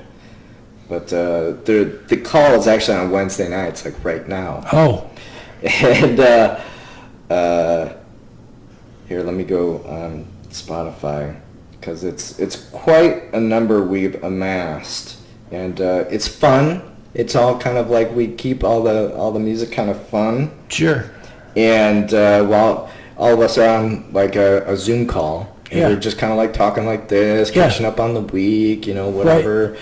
And typically we're always goofing around, and whenever anybody says something that we think is particularly goofy and interesting, that gets jotted down, and we have a big running list of these phrases that were spoken during our calls, and that's what we grab all of our song titles from. So now that's a thing, right? Like I see a lot of music that they try to use something that you would say on the regular. You know what I mean? Like if you would say, it's turning me inside out, then that would be something that they would say that. I'm trying to think of like a catchy phrase that's always in a song, but there's all kinds of songs that they use something that you would say, and then they make the song catch that way, as far as that goes. Yeah, only some, like, there's often, like, it's not used as a chorus necessarily. I think quite often it's not. And then these aren't really like phrases that are that are known to the outside world. It's usually some sort of inside joke. Oh, okay. So, but they're unique. Yeah, right. But yeah, let's see, 1, 2, 3, 4, 5, 6, 7, 8, 9 albums. Oh my gosh. Since 2021. Wow. And we've got some stuff in the can to release. So, like, when you do stuff like that, like the creative stuff like that, do you ever, that someone that's like doesn't know you personally, do you ever find any, like, but someone's like just a super fan? Like they buy everything that you do? Unfortunately not. I mean, there's been a few things, actually on my solo stuff, there's been some really supportive people, which has been fantastic. Right. Actually, you know what? I take that back. Yeah, there's always a few super fans. Yeah, right. I mean, like even with the YouTube stuff that I do, like I just do it for the, like I think there's like 300 people that are, like subscribed to my channel and stuff like that. Maybe few more that like will check it out. Like I can see where the views go and stuff like that. And it's really like I'm just doing it like for them to hear the conversation and stuff like that. And for me, like this is fun. Like I get to learn stuff about something that I don't quite know about. Like I said, I had a guy that was, talking about flat Earth, and I'm like, dude, I just want to hear about it. You're wrong, but I want to hear about what you think. Yeah, because I just want to hear, what's out there. Yeah, I think my view was just a little skewed just because I'm thinking like from like a professional band standpoint of like all the fans that they have, but like right, the projects I'm in are much smaller, so like we have fans, but some super fans or whatever that like consume everything we do. Right. And some of it's just catchy. Right. My cousin Pat had a couple of original songs that, like, I want to say that his older brother actually wrote and played in a band. There was one that was called Fisher Cut Bait, and like I listened to it like a dozen times. I'm like, I like that song. Like it's really good because like I know it's my cousin Pat singing it, but it was cool to hear it, what I mean? Like, I liked it over and over again. And even, like, gosh, I probably haven't heard that song in a dozen years, but I still remember the title of it and, how it went and stuff like that. So, like, it's all that stuff is if it could just get played, if you could just get in someone's ear hole, it could be something. You might appreciate the couple albums that I did with vocalists. You might connect a little bit more with those. Sure. It was they were titled Shut-In Sounds 2, Speaking with Lungs, and then Shut-In Sounds 3, which was called The Righteousness of what did I don't even know the titles of my own albums. Yeah. The Righteousness of Spring, maybe. But what I did was I think, all this was done after I had my last podcast with you, right? Yeah, sure. Okay. So during COVID... Because I shut everything... COVID, like I said, COVID just... We did some remote ones. They were okay, but it's just way better to, like, have someone come in. It's a pain in the ass to come out and everything else, but, like, having an actual conversation with you where you're sitting across the table from me. Where, like, on the other thing, I got to keep looking at a monitor, and I mean, no one can see how the studio's set up, but I have a monitor on this side, I have a monitor on that side. Like, that's all fine to glance at every once in a while, but, like, I want to have a regular conversation where I'm making eye contact with somebody and, like, talking about something, and, you can, like, finish a thought sort of a thing. Yeah. Where the Zoom thing's just not the same. No. So, but it can't, when you got some wacky respiratory virus out there, having a 2-hour conversation with someone's probably a bad idea. So, and we didn't know what everything was on. I mean, if you remember, like, I got groceries the first couple times. We're like wiping it with bleach and everything else. So, like, this is probably a horrible, plan. But we didn't know. But so last time I talked to you, I was not writing my own music yet. Oh, really? Yeah. No. Oh, wow. So when COVID hit... I listened to the kid stuff one. I thought it was neat. Thanks. Yeah. The Dad Stop and all that other stuff. Yeah. So, So, on that Bandcamp page, I got several other recordings on there. Okay. Now, the ones that are on that page, the link that you sent me, like, those are different artists. Yeah. I think I sent you links to, like, various different... the different projects I'm involved in. Yeah, right. I think that's what I sent you. But I never had seen myself as someone who could make his own songs. I did one like several years ago when I was living with my guitarist buddy Phil, and it was just the tediousness of like setting up microphones and going through the process of mixing it and all that sort of stuff. Sure. I had rather, and having done studio work, I was intimidated by all that, and also kind of lazy and didn't want to learn all that. Sure. But when COVID hit, I had all this like extra time, being stuck in the house, and I was like, well, the other things I gotta back up a little bit. I had some friends and some things that kind of coaxed me along the way. My friend Joe, who is part of the Danko Gan and the Danko Gan band, he always had sort of been coaxing me along to like, hey, record some drum parts or whatever, and let's make some stuff and send each other tracks. I for work from a rain when COVID hit and we got sent home. I had a project where I had to write music. I sort of got pushed into writing music for a marketing spot for the college. Nice.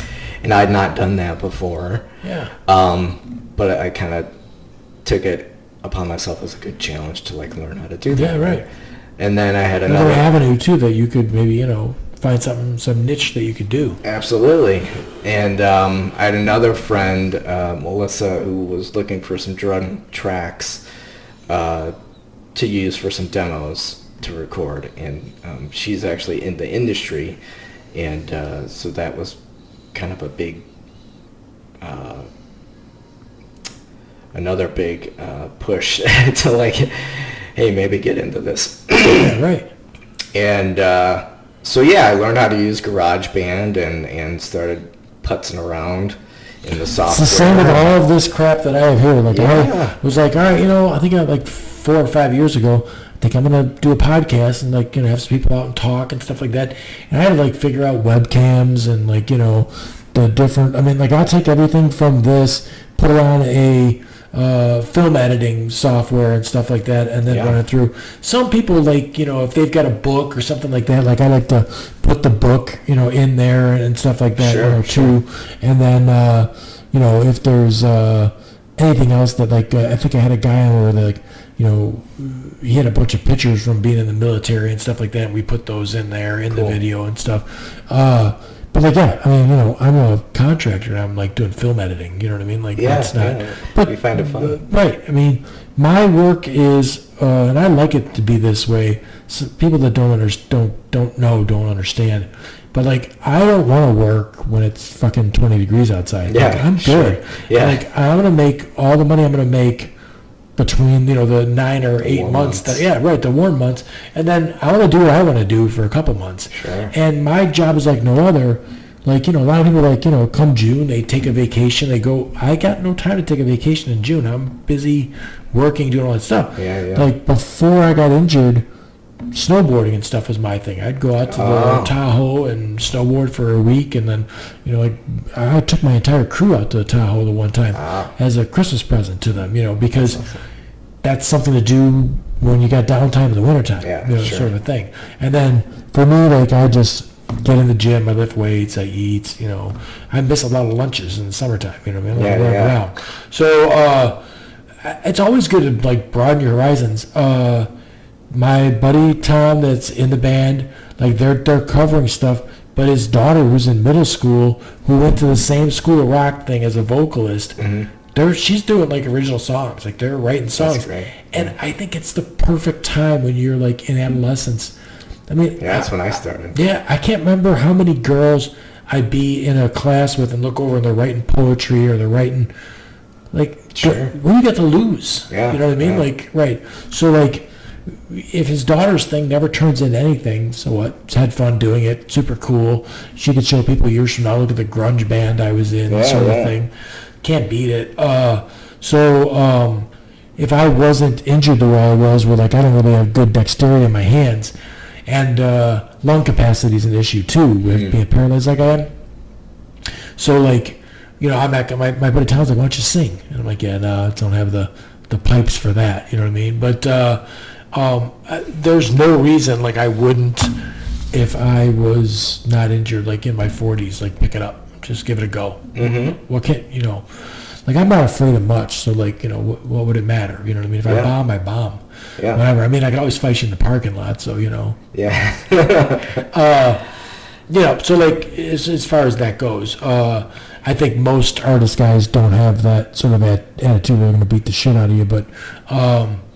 I grew up boxing and wrestling and all that other stuff, so that was my stuff. Yeah. But as far as that, like just going and having a good time, and being something new, something different. Yeah. No, it was a great new sort of horizon to explore, and like I just started making all sorts of music. And I watched you familiar with Brian Eno, the artist Brian Eno? Nope. Are you familiar with the band Roxy Music? Yes. So he was on the first 2 Roxy Music albums. Okay. And he did a lot of the electronic experimental sounds and treatments of the instruments and stuff like that. And he would do it live on stage with old analog equipment and stuff.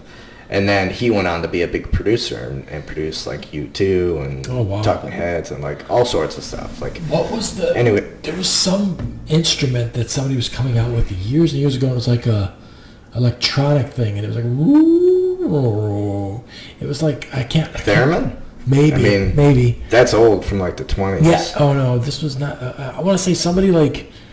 I thought it was in like the 50s or 60s. Thought this was going to be the next music. It never caught on, but like it was some crazy instrument that they're making. And it was just a different sound. You know what I mean? All that stuff is. Well, think of like the country players that would play the lap steel. Yeah, the lap steel, the steel guitar, the pedal that, steel. right? Yeah. That didn't I don't know, it just doesn't aesthetically look good. So like they just didn't. You know what I mean? It's very much a characteristic of country music. So when people hear it, they think of that or the context of like Hawaiian music. Certain instruments really bring about they evoke a certain vibe. So once you inject that What's that drum that's like the calypso bands would use? Like a steel drum. Yeah, like a big steel. Certain instruments like that, you can't just put them in anything. Like they don't always work depending on the other instrumentation around it. Or they work excessively well in accentuating that vibe of whatever you're trying to achieve. Then you like gravitate towards that. Some of the stuff I love. I mean, like I love a reggae vibe. That's some cool stuff. Great. I used to play in a steel drum band in college. Oh yeah. And then I had a combo when I came home. It was a 4-piece with steel drums, drum set, bass, and guitar. Nice. And it was called Ensemble Exu. Wow. We played around. Yeah, I mean, all that stuff is different stuff as far as like a different, totally different vibe and a different, all you gotta do is break out that one instrument. It's like, this, but it sometimes only works like in that vibe. It doesn't work anywhere else. Yeah, that group was specifically reggae, soca, calypso, Afrobeat, like very much the island vibe and stuff. Sure. The most pop tune we did is we did a cover of the Talking Heads' E Zimbra. Well, there's 2 more guys that when you started bringing up those genres, Paul Simon reinvented himself with a couple different, with that African way for a little bit, and then Peter Gabriel has changed up his thing a bunch of times too, where it's like sounds like different music. Yeah, I think a big part of that is he was initially a drummer, and so I think us drummers,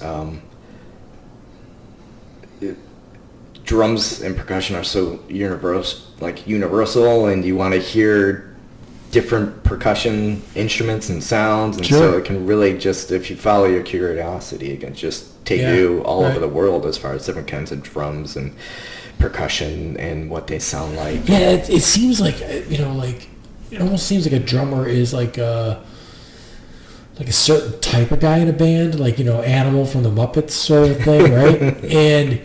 But you got like Dave Grohl was the drummer for Nirvana, and then he went on to be the guitarist in Foo Fighters. Yeah. Like he just changed. That was the guy too that after Nirvana, he went home and he pretty much made that first album himself. Yes, he made. I heard he played all the instruments and and just demoed that out, and it just kind of blew up from there. Right. I don't know that he anticipated what that would become. Yeah. And it's like, it sure is amazing fame-wise for him, because he comes away from it being like, wow, that was one of the really talented guys that was in Nirvana. But if you hear him give interviews and stuff like that, he says creatively he wasn't that big a part of like Nirvana. He played the drums in the band, and he said Kurt Cobain was the guy. I mean, he relatively came late. He's second drummer, right. There was another drummer in Nirvana before that. Yeah. But like, yeah, he doesn't claim any creative. I mean, to have him, Foo Fighters is great music. I mean, they do a really good job. Did you see the thing on HBO that they had where they would write a song in every episode? They had a thing where they wrote a song, and he would go to a different city with different producers, different people. Oh yeah, was that the Sound City or the Sunset Sound or? I can't remember what the name of that documentary. They wrote one in Chicago. Yeah. And it was like there was like some Chicago fire stuff going on in the song and stuff like that, and it was just like I didn't see that. I don't know. Yeah, I have to look at what that was, but it was an interesting take on the creative process. Yeah. But the way that this show was put together, it almost seemed like he sort of made it like too easy to write a song. You know what I mean? Like because in the hour song,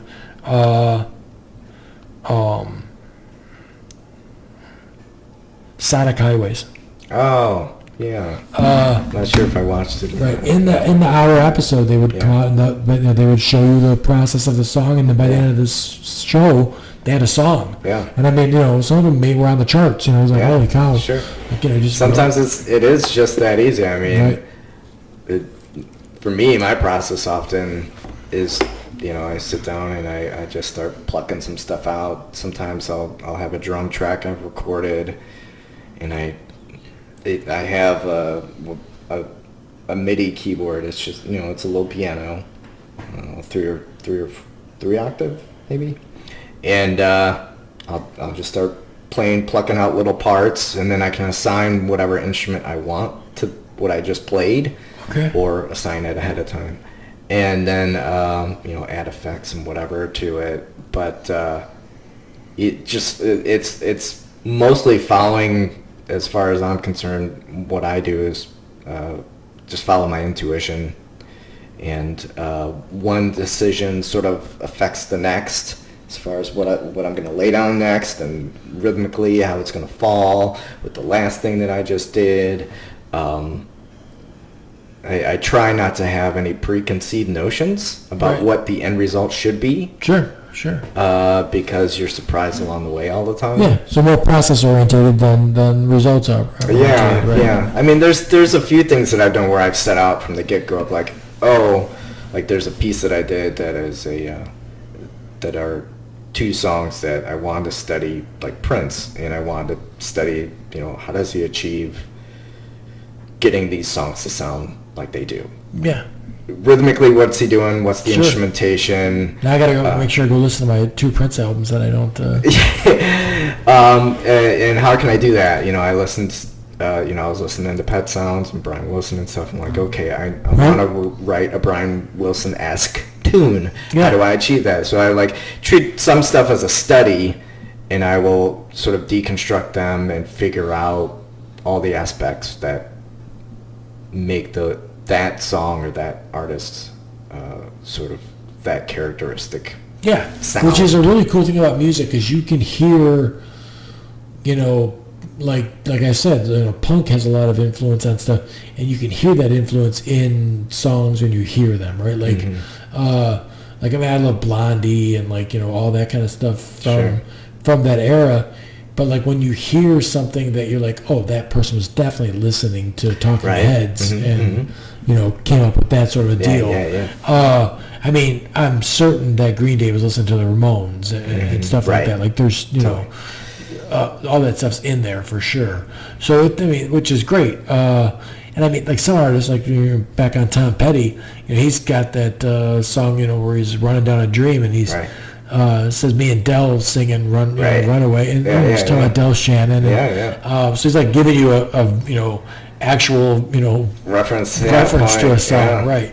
But there's people that have referenced Brian Wilson and stuff like that in songs. Sure.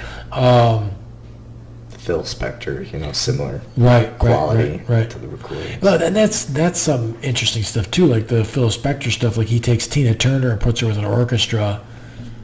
And makes a totally different thing than her and Ike were doing. Her and Ike were doing gritty, stuff like that. And I mean, there's so much. That's what's weird nowadays. I shouldn't say weird. It's wonderful. Like when we were kids and when my dad was a kid, like, music was newer and it was very, very, the selection was very, very small. Like you could listen to, everything that your parents were listening to, the Dean Martins and Frank Sinatra singers and standards, to the psychedelic stuff that was going on in the 60s. Yeah. But that's all you had. Now we've got everything from, all the way back to all that, to all this new stuff, to like there is just so much. There is. I mean, I'm really sad that Hall and Oates are fighting the way they are. I saw that. That's a whole other thing, right? Yeah. Like that's a whole other kind of like genre, like the Duran Durans of the world, all that stuff that like you could just, I mean, oh my gosh, that question of like, could you be stuck on an island with, one song? No, like there's so much that you could have. It's also great for the kids though. Because, having the internet, they can really dive into such a huge breadth of content if they want. And I never liked my dad. What's going to bubble up to the surface when you digest all those different kinds of things? Sure. And I was real, like, with my son, real hands-off. Like, to play music that he was around and stuff like that. And, like, when he was in high school, a lot of the wrestlers listened to rap. And he would play it on a job. And I'm like, listen, you can play anything you want. I don't care. You just can't play cocks and tits and ass. Like it can't be that at a homeowner's house. Mm-hmm. So if you can get like the clean versions, play all that you want to. But like while he was playing that, I was also playing like, classic rock, XRT. Like I like old R&B, Bill Withers, all that stuff. And he was like just saying, he's like just a couple weeks ago, he goes, my tastes like really have changed from like, I don't really care for the rap stuff anymore. Like I mostly listen to, and I listen to a lot of new stuff. Like I love Cage the Elephant and Weezer and like, the stuff that's pretty new now. Mm-hmm. Like I said, that Wet Leg band is, that one's another one I'm surprised that you don't have a, because it's a cool, there's such a punk vibe in it, but it's a girl band, so it's like I think I heard the guys on Sound Opinions talking about them, but I've not dove in. And I don't really listen to the radio too much. I'm typically on either Bandcamp or Spotify or YouTube, and I'm usually always just following my curiosity down. Like I'll listen to one new interesting thing and then read up on it, and then I'll find that they're, have some other side projects or influenced by some other band, and I go find them. Right. We got to play a stupid ad, but This is very surfy. Yes, this is played quite a bit on XR2. Yeah. Yes. And if you listen to the lyrics, it's kind of funny too. She brings a ray gun to the party and obliterates everybody.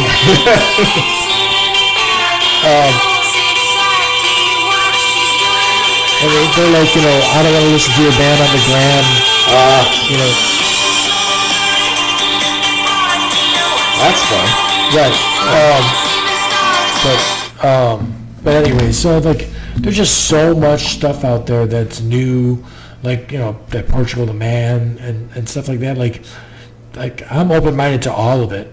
Still, where like I remember talking to my dad like in the 80s, and he was like, anything after 1969 is rubbish, just trash. Just I'm like, no, it's not. Like there's really good music being made.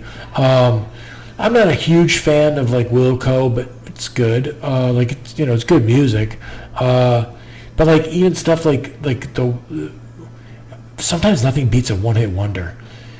Sure. That freaking Gautier song that someone I used to know. I bought that album. Oh my God. I listened to some other stuff. I liked the other stuff that they had. Yeah, the album was solid. Yeah, on YouTube. But the only one that ever caught on was that someone I used to know. I read up on that guy, and he just doesn't, like, actively produce a lot, I guess. And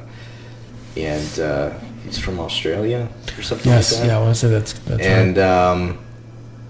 I think the girl that was on that cut, though, she's pretty active, and I think is more of a... I think she's done solo stuff, but... Yes, I looked up some of her solo stuff. She got a great voice. Yeah. But the catch in that is we all have a relationship that ended, and then that person that was so important to you at that time just becomes someone you used to know. Mm-hmm, mm-hmm. You know what I mean? Like at one time, you woke up every morning, you thought about that person. You thought about that person all throughout. If you didn't, then you're an asshole, like whatever. You were your dick to or whatever. Right. But if you really had somebody you cared about, like they consume you, right? Like it's in your brain, and then when it's over, they're just somebody you used to know. Like it's nothing anymore. It's gone. It's like it's just this Very thing. Relatable for a lot So of people. right. So like that, just I think caught people. And then it's good sentiment. that weird ass like guitar pick thing that they did in there is really good too. There were so many people that like copied that, like and did. There's a lot of people that kind of did that sort of vibe. Yeah. And it was, that the smart hook of that unique tone quality for that little melody. Right. There like. I want to say there was like a little bell part in there too. There's something a little metallic bell part in there maybe or something. There was a video of another band that they laid a guitar down on the table and someone hit the guitar, someone picked the guitar, someone did something, but it was the exact same thing. Sure. And 5 people were playing the same instrument. Oh, interesting. But yeah, it just was, but it's a unique sound for sure. Mm-hmm. I'm trying to see if. Yeah, another thing that a lot of bands picked up on when it was a thing, I forget which band sort of had a hit with it first, but the whole whistling. The melody, There's so many songs that have great whistling. Or the stomp and the clap production aspect, that became a thing for a while. Right. There we go. So that right. 5 people My playing experience one guitar. It's Not Summer Without You was a blast. I felt like getting to hear. All right, go away. Too many ads on YouTube. Sheba, what cats want. So they're all going to play. Oh,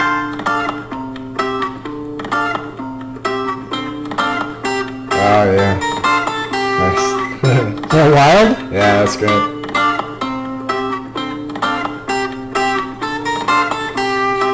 Someone's just like using their fingers as percussion on there. Yeah. Now and then I think of when we were together. Wild, right? I mean, YouTube's full of, people doing interesting things with the instruments or things that, aren't meant to be instruments, but, like... Well, I mean, so with the drum thing, like, pretty wild when you see a guy on the street with the 5-gallon drum, 5-gallon bucket, and they're just going to town on that bucket. Like, we were down in New Orleans, and there's so many street performers down there with that stuff. That's great. Like, the New Orleans thing was, like, I always, liked a bunch of different music. A guy standing next to me on the street had a trumpet, and he started playing when the Saints Go Marching In. And I was standing on Bourbon Street in New Orleans, and I was drunk. But I just stopped, and I was like, whoa. Yeah, This guy is just right there. wailing on this thing right here in front of me. And then I think from then on in, like, I don't know, my ear changed for it, and I would hear horns and songs. Sure. And I'm like, I always liked this Cure song. I didn't realize that there were so many horns in it until now. Yeah. And, like, now it's like something that I only hear the horns. You know what I mean? I'm like, this is awesome. What is that? What is that tune? The Cats is in the title, isn't it? No, it's Close to Me. Oh, Close to Me. That's that one. I want to say that's it. I want to say that's in that song. It's not Why Can't I Be You? No, it's Close to Me. Why Can't I Be You? Yeah, that has horns in it too. Right, does it? But what's the one where it escalates in the end and it's like a horn? Like I thought that was Close to Me. What you call? I'm not sure if it wasn't like a hit. I wouldn't know it because I don't have like a catalog of Cure in my brain. Yeah, no, I definitely have always dug the Cure, but that song, the horns pick up on it. They go from like almost no horns to. Yeah. But I don't know I'm terrible at it on the spot as far as that goes. Nah, maybe not. Oh yeah. I know the song. Right. This is that song, yeah.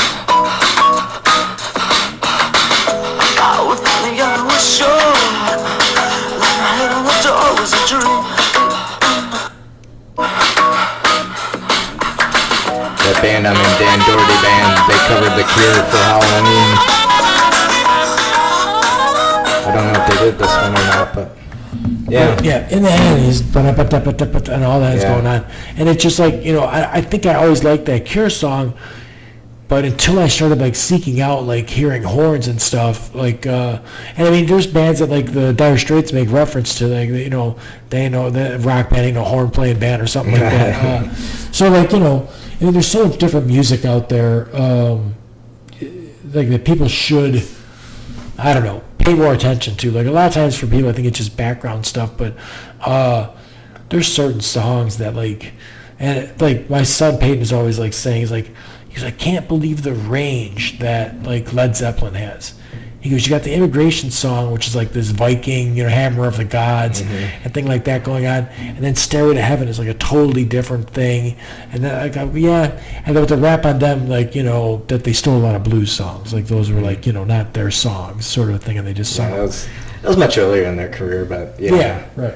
And I mean, the Stones were the same way. They did Red Rooster and all that other stuff. Yeah. The good thing about the Stones, though, is that they did make an effort to bring those blues guys along with them, and definitely they pulled them on stage. Yes, and I think it's great if you become did media this massive band like the Rolling Stones. Like, right, you got the power then to go get Muddy Waters and bring them out there and stuff like that. The Zeppelin, man, they had their own jet and everything like that, but they didn't share none of it with those American blues artists. No, probably not. Right? I mean, it's unfortunate, and they do get flack for that. Right. But they, to their credit, they did find their own voice. I think by the third album, and definitely by the fourth, to where my very first album I ever bought was Led Zeppelin 2. Yeah. Very first that, and I bought a Black Sabbath, a double album for the what is it? Not For Those About to Rock. We Sold Our Souls for Rock and Roll. Sure, yeah. Those are my two first albums that I bought. But and then Led Zeppelin album 2. If I hear a song off of 2, I distinctively know, I know the next song. Yeah, what I mean? Like I always which is a lost thing too now, because everything's on Spotify, and a lot of people don't stream full albums. Right, artists used to put albums together so you got a certain feel. Like Pink Floyd is a real good one about that, putting an album together that had a certain kind of theme or a certain feel. I just saw a documentary. It was called Squaring the Circle. And I've been wanting to watch that. The album art. Hypnosis? Yes, Hypnosis, yeah. And I mean, just amazing stuff that those guys did for Led Zeppelin, for Pink Floyd. Yeah. for me, that stuff is just like, that's another art genre that I don't think is respected the same way as oil painting and stuff like that. No, yeah, because it's somewhere in between design and fine art. You know, it's pop art. I mean, photography is amazing stuff, right? Like, they've got some amazing, one of like the TV that's in that other room out there, if you don't mess with the TV, it goes to like a screen that just keeps doing different photos, you know what I mean, and stuff like that. And some of them, like, if you're sitting there, it's like, man, that's really an amazing, like, landscape photo that this guy took of a mountain or a lake or something like that.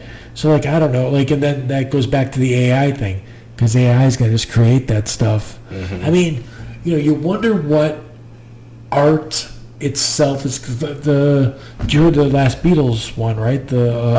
Now and Then. Did you watch the documentary on how they made it? Saw the thing where they used the AI. They got the tape from John Lennon, and the AI kind of filled in the gaps and made the song, because the recording. It just kind of it didn't necessarily fill in the gaps as much as isolated his vocal out from the piano. Okay. So the great thing about, after watching that documentary, that made me feel better about the whole thing is that it retained its integrity of what it was. It wasn't like they used AI as a creative resource. It was more of an audio tool to mix out certain frequencies and things so that they could isolate the content, so get his voice out from the piano.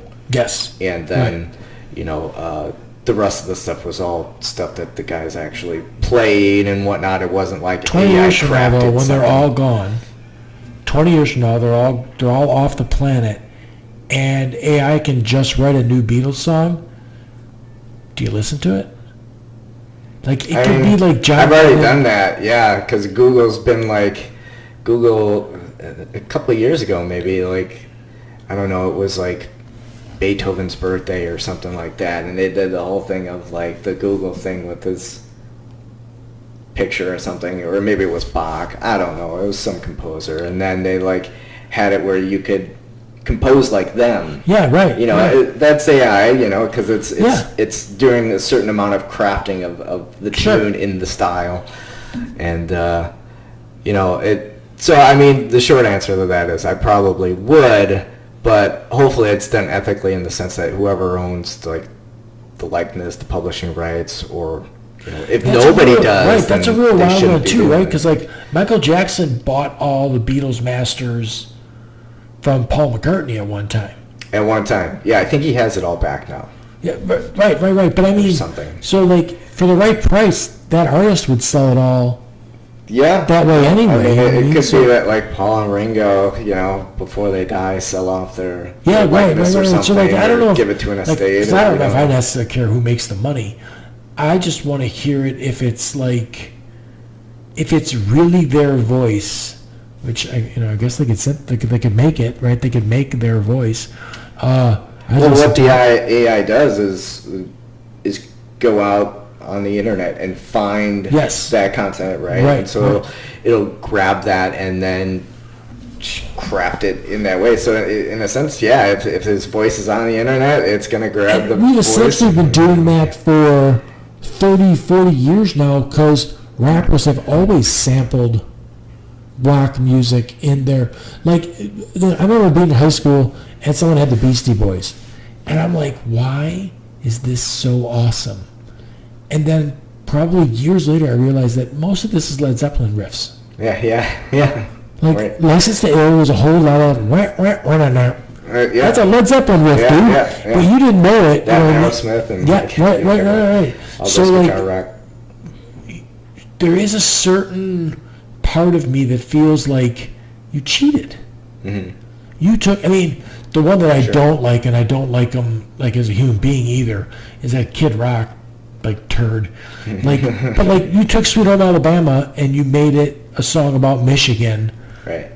But that's Sweet Home Alabama, dude. Like that's just that song. How? I mean, you had to have bought the rights to that, right? Because like the Red Hot Chili Peppers got sued by Tom Petty for I can't remember, one of their songs was Last Dance with Mary Jane. And if you listen to both of them, it is. Yeah. Like, and I don't know if it was parallel thinking or it was we heard that but we didn't realize that we were putting it down. Sure. There could be innocence involved in this, right? Yeah. Even there was an opening band for Led Zeppelin, and they had a song very similar to Stairway to Heaven. Right. And they had a big lawsuit. And now, in that lawsuit, it came out that it wasn't, they said it wasn't. They said it was, whatever. But, like, at some that's been point, going on for but at some point you're since going to run there's out of music. things you can do, right, that are different. Yeah, I mean, there's some American standard. I don't know if it's God Bless America or America the Beautiful or one of those classic American tunes. Yeah. That is also a theme for some British American or a British standard tune of the country. Yeah. I can't remember what it is, but you can go back, you can listen. I'll have to see if I can find it, afterwards and send it to you or something like that. But, so it goes way back to, centuries of people lifting musical themes and sort of regurgitating them as something else. Definitely not something new that started with the advent of recorded music, but it definitely made it easier, Sure. What's the there's a goofy what's the Marvel one with Ryan Reynolds that's dead? Ryan Reynolds is who? Deadpool, right. Yeah. So he's Deadpool, and in one of his movies he's like, why does the Frozen theme song sound like the Yentl, Papa, can you hear me? And he was singing both of them, and it's very, very similar to the two things. But you don't know if that's parallel thinking, like I said, or what. But, but as far as AI goes, I guess I would be more interested in if AI could make an original song, not something that's got the same, because that's a real difficult thing to do, especially with a big band. Yeah, right now all AI is, for the most part, using prompts. So you have to tell it to do something for it to do something. But that's the scary part, is when it becomes autonomous thinking. Yes, it's also scary when they plug some things into AI and it comes out racist. Oh yeah, you know what I mean? Where it turns into this, and then. But it's also that's also regurgitating what's out there, right? So it's it's going to grab. Yeah, I was just listening to some story, I think on NPR, about there was some medical research being done, and they were trying to navigate how much sort of. I want to get this right, so I don't want to misspeak, but I think they were trying to navigate how much there was sort of systemic racism in how doctors approach patients, and through AI, maybe I think it was, and asking a series of questions about what was actually out there on the internet. Amplify the problem. It showed that there was certain things that were certain belief systems in the medical field that were still kind of hanging around, that should not be taught anymore because they have new findings and that sort of thing. There's definitely, for sure, I know in medical research, there's a heavy sexual bias, because most things are designed for men and tested on men and stuff like that. So women don't figure into the equation. They were saying that even, just watched somebody that was coming up with a running shoe, and she was saying that almost all running shoes are designed for men's feet. Yeah. Using a men's mold and everything else. Right. So that's crazy too. Right. But I look into AI a lot, and I know it's the Paul Bunyans of the world that don't want change. If there's a wonderful thing that's going to come out of it, then I want that wonderful thing, right? If everything that you do in your life, if you go and you're unloading a truck, you learn by trial and error. Well, that didn't work grabbing it like that. You know, now you're grabbing it like this. It didn't work stacking the things like this. I got to stack. Ooh, I'll get a wheelbarrow, and I can carry even more of these things that I'm only loading out of the truck. So you learn by trial and error, and that's really what AI does, right? It runs scenarios, but it runs millions of them in a second. Right. So it gets to the answer way faster than people would when it comes to research. Like, if AI is going to solve all kinds of, like, cure cancer and, like, you know, solve all kinds of problems, then I'm all for it. But let's rid humans of these problems that they're having, right? Like, I mean, I'm a guy that's paralyzed. Like, it would be great if AI could be plugged in and, like, figure out how to fix a spinal cord. Sure. Awesome. I actually signed up for Neuralink.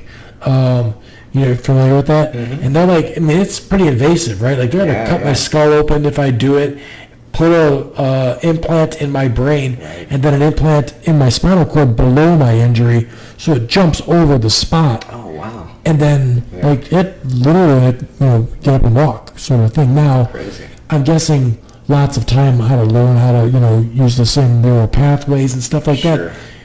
But, like, they know that this science works because they've got a guy that, like, without the implant, they put a helmet on him and they put the leads on his head, and he can, like, get up out of his chair and walk a little bit. That's amazing. So it's there. Will AI, like, run the scenario? Like, if it does, then great. Then they should do that because people shouldn't suffer. You know what I mean? Sort of thing. If there's a way to produce energy that, you know, AI could figure out, I'm all for it. But do we draw the line at art? Do we draw the line at, like, hey, like, can we just focus on the things that are, like, important, like, you know, make the world a better place? I think that, you know, my right-wingers will flip out. I think that they should run scenarios for government through the AI. Like, if you took, like, we should do this on our own, but we're too political. Because I don't have a political party. Like, I'm not a Democrat or a Republican. I just want solutions, right? So, like, that means you should be able to take an AI program, plug into it, what is the absolute best way, best outcomes, best cost, you know, best scenario for healthcare. How can we do this? And AI should be able to spit it out and say, it should be a hybrid of this, this, and this, and this. Just if like it this. doesn't do that, like, today we're just using AI for in a marketing meeting, right? And we gave it some prompts and everything like that. And everybody's first step is to kind of look at its answers and take those at face value and take those as ideas. I brought up the point that, okay, due to the fact we know how AI delivers answers, that it's given, that it's going out there finding stuff on the internet, look at what it delivers a little bit more critically and ask yourself the question, what is missing? Yeah. And then that way you know what is not out on the internet. Yeah, right. And what might need more thought, you know, from a human. Sure. to find those sort of answers, right? Or to get out on the internet if it's knowledge that's had, but it's not being retrieved by AI. So there's also that sort of, like, reverse engineering of thought with AI, where instead of it hopefully giving you an answer, maybe it'll help humans find an answer by what we're not seeing. Yeah, right. Yeah. Things that's not given us. And I mean, it's in its infancy right now, so, you know, like, AI is just going to get better and better at this thing because it's gonna gather more information, right? Sure. So, like, I mean, it's like a baby right now with the amount that an AI system would have. Time, and that's the other thing that's what, from my understanding of AI, that's its main advantage is time. It can do things on, like, quantum computing level that we can't do. It would take us years and years to figure this out, and this thing can figure it out, like, way faster than that. The jobs thing is a little crazy, right? But I kind of giggle because, like, I'm a contractor, right? So like we're at someone's house doing these jobs. Like the one job that AI is not going to take is like it's not going to be a plumber. Yeah. There's only so much it's actually able to do. Excuse me. At this point. Yeah, but it's able to be a lawyer. It's able to be a doctor. It's able to be a surgeon. It's only to a certain point, as you still need, the human touch as far as like. No one's going to be able to just surgery, The Neuralink surgery Yeah. is 100% done by a robot. Yeah, but who's controlling that? No, it's not like a guy doing a robotic arm. Like it's literally like you go in there and it does they got a video of the machine. The robot does the entire, because I guess they're really some human's got to program that. Definitely. I gave it all the information to start with. Yeah. But like they're saying, what their position is that it is far less dangerous for this machine that does it perfectly to do it than a human's hand, because he could slip, he could do something wrong, where this machine won't. So it's like, it's I like think robotics that's a little bit of a different category though, because that's more of the tool than the brains behind the tool, right? All I'm saying is it's taking a job. That would have been a surgeon's hands that would do that at one time, and now it's not. Yeah. So like, there's literally a surgeon that's not doing that job, like automation. Like I guess a painter. Yes, Painting right. But automation would be more of the right term instead of AI. Yeah. But like they're saying, semi-truck driving is going to be a thing of the past at one point. Like all the over-road semi-truck drivers are going to be. And right now they've got guys sitting in the passenger seat with a set of controls, but the computer's doing all the driving. They've got setups for like Amazon where the truck docks itself. Unmanned forklifts unload the truck leaves, it fuels itself at a fueling station, Crazy. Gets loaded by other machines, and then drives cross country to another place. And right now there's a human in the passenger seat to make sure nothing goes wrong. Right. But like I watched a documentary and the guy's like, nothing goes wrong. Yeah. Well, I got some friends that live in California where there's driverless cars everywhere, and they tell me there's accidents all the time. Oh, I don't doubt it. Yeah. So they still say though that it's I don't think it's less. ever going to be like 100%. Yeah, but they said that so I drive a Subaru. Yeah. And it's got like the eyes and stuff on there. Like that car won't let me hit stuff. Yeah. Like if I'm running up on somebody that's turning, my car brakes. Like on its own, stops itself. Like it's got the it's a cruise control that does it. I can't remember what they call it, but like if I get behind somebody and I have my cruise control set at 85 and he's at 75, it slows down to 75 till he gets out of the way, and then my car speeds back up again because it's got the depth perception thing going on, right? Is that affordable? I mean, is that at the point now to where the average person can buy that car? Yes, that my car wasn't expensive. The base model of my car that comes with eyesight was like $26,000. Okay. So not crazy expensive. I mean, you get regular fabric seats and stuff like that. I got the little bit more expensive one. Yeah. But that's 2017. So I mean, now that's old technology. Yeah, at this point. So like, it's not even like new stuff. Yeah. But that in that scenario, like it's got the lane control thing where like it keeps me in the lane and everything else. It has to make, like we test drove a Tesla not that long ago, and you can put the screen on a thing where every car on the road is on the screen next to you. Crazy. A lot of cars, I don't even know how they do it. Somehow they gather information from all the cameras around it, and they show you what it looks like from above the car. It's a video. Nuts. And it's straight down on, it's AI filling in the gaps as to what's going on. When a person walks up to the side of your car, you see the top of their head. That's crazy. The video, the camera can't be there. It's not a camera there. So, like, those are things that are going to make autonomous driving safer than people driving. Because there's accidents of people driving all the time, too. Yeah, totally. Right. So, I mean, But the problem is people won't trust it. It would be, like that. Yeah. But if it's better, my brain says, because I'm a progressive, let's do the thing that's better. Right. So if healthcare can be plugged into this thing and it says do it like this, because it'll cost less, you'll have better outcomes, then let's do it like that. But currently in this country, we do it the worst on the planet.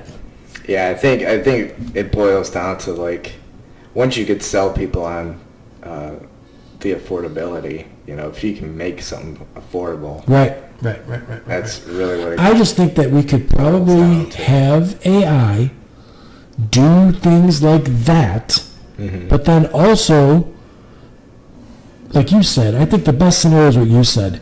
Have it where this is AI created art, but it's AI created art, so you know that it's AI created art. You know what I mean? Yeah. And if you want the art that Joe creates, then go buy the art that Joe creates. Yeah. But if you like this, then apples and oranges. Right. So it's two different things, because I think it's going to be. I mean, that whole writer's strike and everything was all about that. Yeah. I mean, and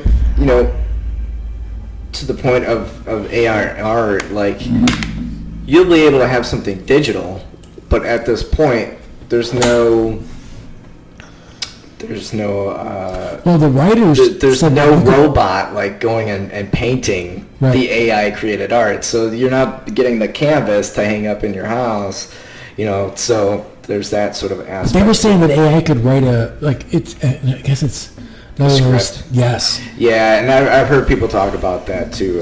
Think about a sitcom. Interviews and 2.5 Men. It's not 2.5 Men could probably easily be written by a computer. Yeah. I heard that, like, a lot of it like kind of falls flat though, and like you'd still need someone to come in and punch it up and, right. Give it the humanity. Right, but lacking. It sounds like it's just a way for the bigwigs to not pay someone to do their grunt work. Sure.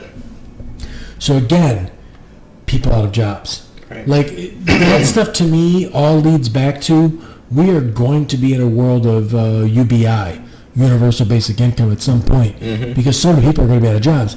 And it has to be Universal Basic Income because, listen, the guy who's not going to be out of a job, you still give me money, dude. Yeah. Like, I'm not going to do my job while everyone else sit at home. Yeah. Like, that's not going to happen. Or it becomes like a big sort of a situation like the Industrial Revolution was, where, you got huge swaths of people who have to reinvent their life. For a new form of lifestyle and work. But that would lead me also back to when Andrew Yang was running on UBI. Yeah. He was saying that, listen. And that's an old idea. That was around at the invention of this country. Yeah, right. Well, but the thing is this. More people should do the art thing that you do, right? They should learn how to play the drums. They should learn how to play guitar. They should learn how to sing and stuff like that. Because that's the reason to be alive, right? That's the reason to, what did Churchill say, when the Nazis were still in the art, you know what I mean? This is more important than that because this is why we're humans and stuff like that. So if everybody had a universal basic, say you could get AI and automation to take care of a lot of the things that we need to produce energy, to produce food, to do these things, right? It would just be automated. You're either going to have to choose a capitalist system that says, well, Paul and Joe own all of that and we just pay them. But in the end, it doesn't make any sense because sooner or later, when the other people can't work for those people, they can't make money to pay for their services. It's not going to work out. Sooner or later, you're going to have to look at a country and say, okay, these are the country's resources. We're going to harvest these resources. We're going to dole these resources out to people, and then you're going to be able to do the things you want to do with your life. And if you look at American Indians, a lot of predator animals, a cheetah doesn't run around doing a 9-to-5 job. Yeah. They go, they catch their food, then they loaf. Yeah, right. Same thing as American Indians, man. Once they had the buffalo and everything else, they loafed. They did what they wanted to do. They, played the drum. They did whatever they want to do to enjoy their life. I think in a lot of aspects, Americans have it wrong, right? We're doing this thing where it's like we just grind. Yeah. When is the time, like, they say stuff like there should be a work-life balance. Well, wait, there should actually be like a life, and then work is just this tiny thing that you do to make life happen. Like, I was intrigued by That's the way I look at my life. Right, which is a great way to look at it. The problem is you can't pay the bills a lot of times on that look. There was my dad used to talk about it, there was a movie star, like back in the 50s or something like that, and he used to just pop up and make like 1 or 2 movies a year and then get on a sailboat the rest of the time and just sail. Because he didn't want to be a movie star, but he had the looks and everything else so he could make the money. He just wanted to go sailing and do. Yeah. That's awesome, right? Yeah. Go fucking do what you want to fucking do. Yeah. The problem is you're always trying to catch up with the fucking Joneses. You're trying to like keep up with everybody. But like, and some of that has to do with money management. If we would teach kids how to manage money better. Yeah, absolutely. Like I think that should be a huge part of high school. Manage money better, and also set your expectations at, like, there's so many people that we worked for that, like, we build them a $40,000 project, and while that $40,000 project's going on, they're getting $30,000 of landscaping done around this project. I'm like, wow, you just get it all right now, huh? Yeah. Like, for me, it would be like, if it was my project at my place, I put it in this thing, and then 6 months later, I start putting some bushes in, and like, what I mean? Like, I add to it, and I can afford these things. Well, like, if someone's taking a loan out for the full $80,000 for what they're doing, they're going to pay finance charges and everything else on top of it. So, like, I don't know. Expectations should be different, too. Like, I've never been someone that, like, you can keep your McMansions. Like, I don't want the $600,000 house in subdivision, you know what I mean, sort of thing. I want something unique, something that, on the water like I'm on and stuff like that. I mean, like, you're sitting in front of a 340-gallon fish tank that we put in, and like, cool. Right. So, I mean, it's just stuff that it's not, like, this place is not big in any sense. It's nice to be here and stuff. Yeah. I have my life set up where I work those 9 months out of the year, and then the 3 months I'm off, I get to enjoy being at my house and like, relax. But like, there needs to be more of that in life, because you don't know how long life's going to be and stuff like that. So like, I don't know where it goes, but yeah, I mean, and people need to do more. Go out to the big basin and see, guys play the drums and stuff like that, for sure. But yeah, no, I agree. The old adage of like, do what you love or whatever, and you never work a day in your life or something like that. Like, if you can actually get there, that's great. But a bulk of people have to do a day job and then do what they love on the side. Yeah. So it's like, now I will say I love my job. I really do. I love the lifestyle of doing construction. I love being outside. I mean, my day is outside every day with the radio on. Mm-hmm. It's great. Nice. You know what I mean? Just I'm out here doing what I want to do. Yeah. We get to build stuff. I get to like be creative in a certain way and stuff with stuff. And I mean, I'm lucky enough to, I say lucky, but I'm not lucky. Like, everything that I've done has been just off the back of like hard work, grind. And I mean, clearly, I'm paralyzed from my chest down. I'm not a lucky guy. No one's been like, that lucky ass Bill. Like, I'm fortunate enough, I should say, or something like that, to be in a position that I've been the boss since like I'm 23 years old. That's also nice, right? Because I mean, I can just shut it down anytime. I told one of my friends the other day, I said, listen, if Jon Stewart ran for president, I would close my entire company up, sell stuff off, and just go work for his campaign for whatever it took, because I believe in a guy like that, right? I believe in a guy that's done things for first responders and military people and stuff like that the way he has, and I believe in his communication skill and stuff like that. I think that's something you get done that would change things for the better for most people. Yeah. So, I would definitely do that in a heartbeat, just because fuck it, why not? Yeah. I mean, I said I signed up for that Neuralink thing, and I had a friend of mine, she was like, are you out of your mind? Like, there's a whole pile of dead monkeys from that research. Like, it's risky. You could get an infection. You could, they could get a blood vessel in your brain and you're screwed. Sure. And I'm like, yeah, but like, I don't know. I can also, like help a bunch of people after me, like walk. Sure. So like, that'd be something too, right? Yeah, like, and if I died that way, well, then I guess I died that way. I don't know what to tell you. Yeah. But yeah, so I don't know. I'm still deciding on that front. But yeah, life's definitely a journey, and like I said, there should be more like going to listen to like. I think there's people out there that have not seen a lot of live music, and live music is a damn treat for sure. Yeah, it's a different thing. I like a studio version of a song, but to go see someone perform it, like I had my son. The energy behind it is. I was showing him because we listen to like James Brown and stuff like that. Love James Brown. Yeah, but you have a knowledge of like you've seen him perform. Yeah, just videos. Yeah, right. But I mean, amazing performer with all the dancing. Yeah, totally. Like if you put him next to Prince, he was influenced by that a lot. Absolutely. All that sidestepping and everything else, and then the splits and that's Prince right there. My son this past weekend had never seen Prince perform and never seen James Brown. Wow. Listens to both of those artists all the time, loves the music. Just never seen a visual. He was like, oh my God. James Brown did this thing where he's like doing the feet back and forth. He hit the microphone, did the splits, the microphone fell on his back, and he stood back up again, and Peyton goes, was that on purpose? Yeah. I'm like, damn straight that was on purpose. That guy was in a studio practicing that move. Absolutely. With that for the entire time. I mean, same way as the guys with the guitars throwing them around themselves and playing and stuff like that. Like, that's all amazing. If you've not watched it, have you ever watched the Tammy Show?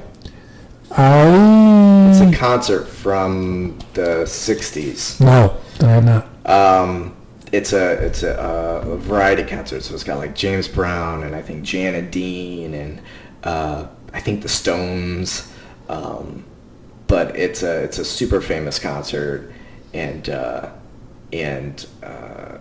James Brown's performance is just nuts. It's outstanding, because it's so early on in his career, and it just must have blown everybody's mind. Right. Well, it's Jimi Hendrix stuff too, right? Like lighting the guitar on fire, playing it behind his head, all that stuff and everything else. I mean, total innovators. Right. Innovators and just like wild ass shit that they did with that stuff. But I mean, that's like I said, that's why people need to go out and see live music being played. It's cool to hear a great drum riff, but it's also awesome to see a guy like, playing it that way. Like, it's like, oh, look at that. That's, pretty fucking awesome. If no one told you that John Bonham was playing barehanded, I don't know if you'd know. Yeah, and that, on those solos. Yeah. I don't know, unless you're a drummer and have a sense of that kind of thing, like, because there's also effects on those drums too, which makes them sound a little weird. I think there's like a little phaser or flange effect on it, and it lends to some of the odd tone quality of it. Sure. But at the same time, it's almost like it could have been mallets or something. His fists are just such beasts. Yeah, right. And he was just so confident and I don't know what the word is that I'm looking for. But he was so sure of what he was doing. He was not tentative at all. I don't know how some of those people did it and at the same time were drug addicts the way they were. Yeah, no, I think about that often too, just being in the scene and being around people who, drink or have done something else. And, who can get along and like play really well and perform really well. I think that Ray Charles was a heroin addict and I don't remember. But well, I'm just saying, I mean, like that's, in the Ray documentary, there's a heroin addict. Yeah. He gets caught with heroin twice. Well, that's like Charles Bird. Yeah, making all this music. Like crazy saxophone player. Like, being able to do these crazy licks and everything, and Charlie Parker. Yeah, right.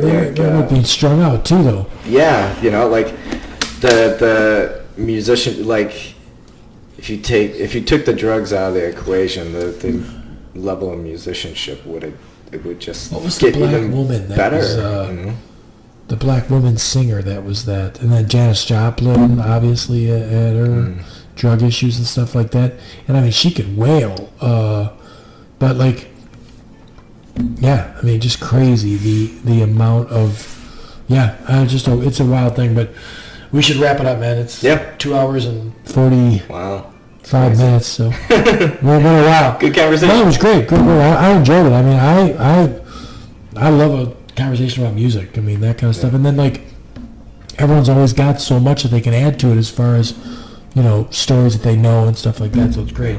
I appreciate your time, man. No, thank you for having me, Bill. Good. People appreciate it. Go out and see Bret play the drums. Yeah. Check out one of the gigs. A couple before the end of the new year, and then be booking some more. Awesome. 24. Cool.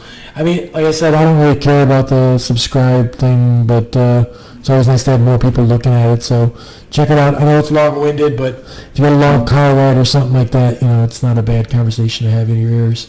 So cool, man. Cool. Thanks.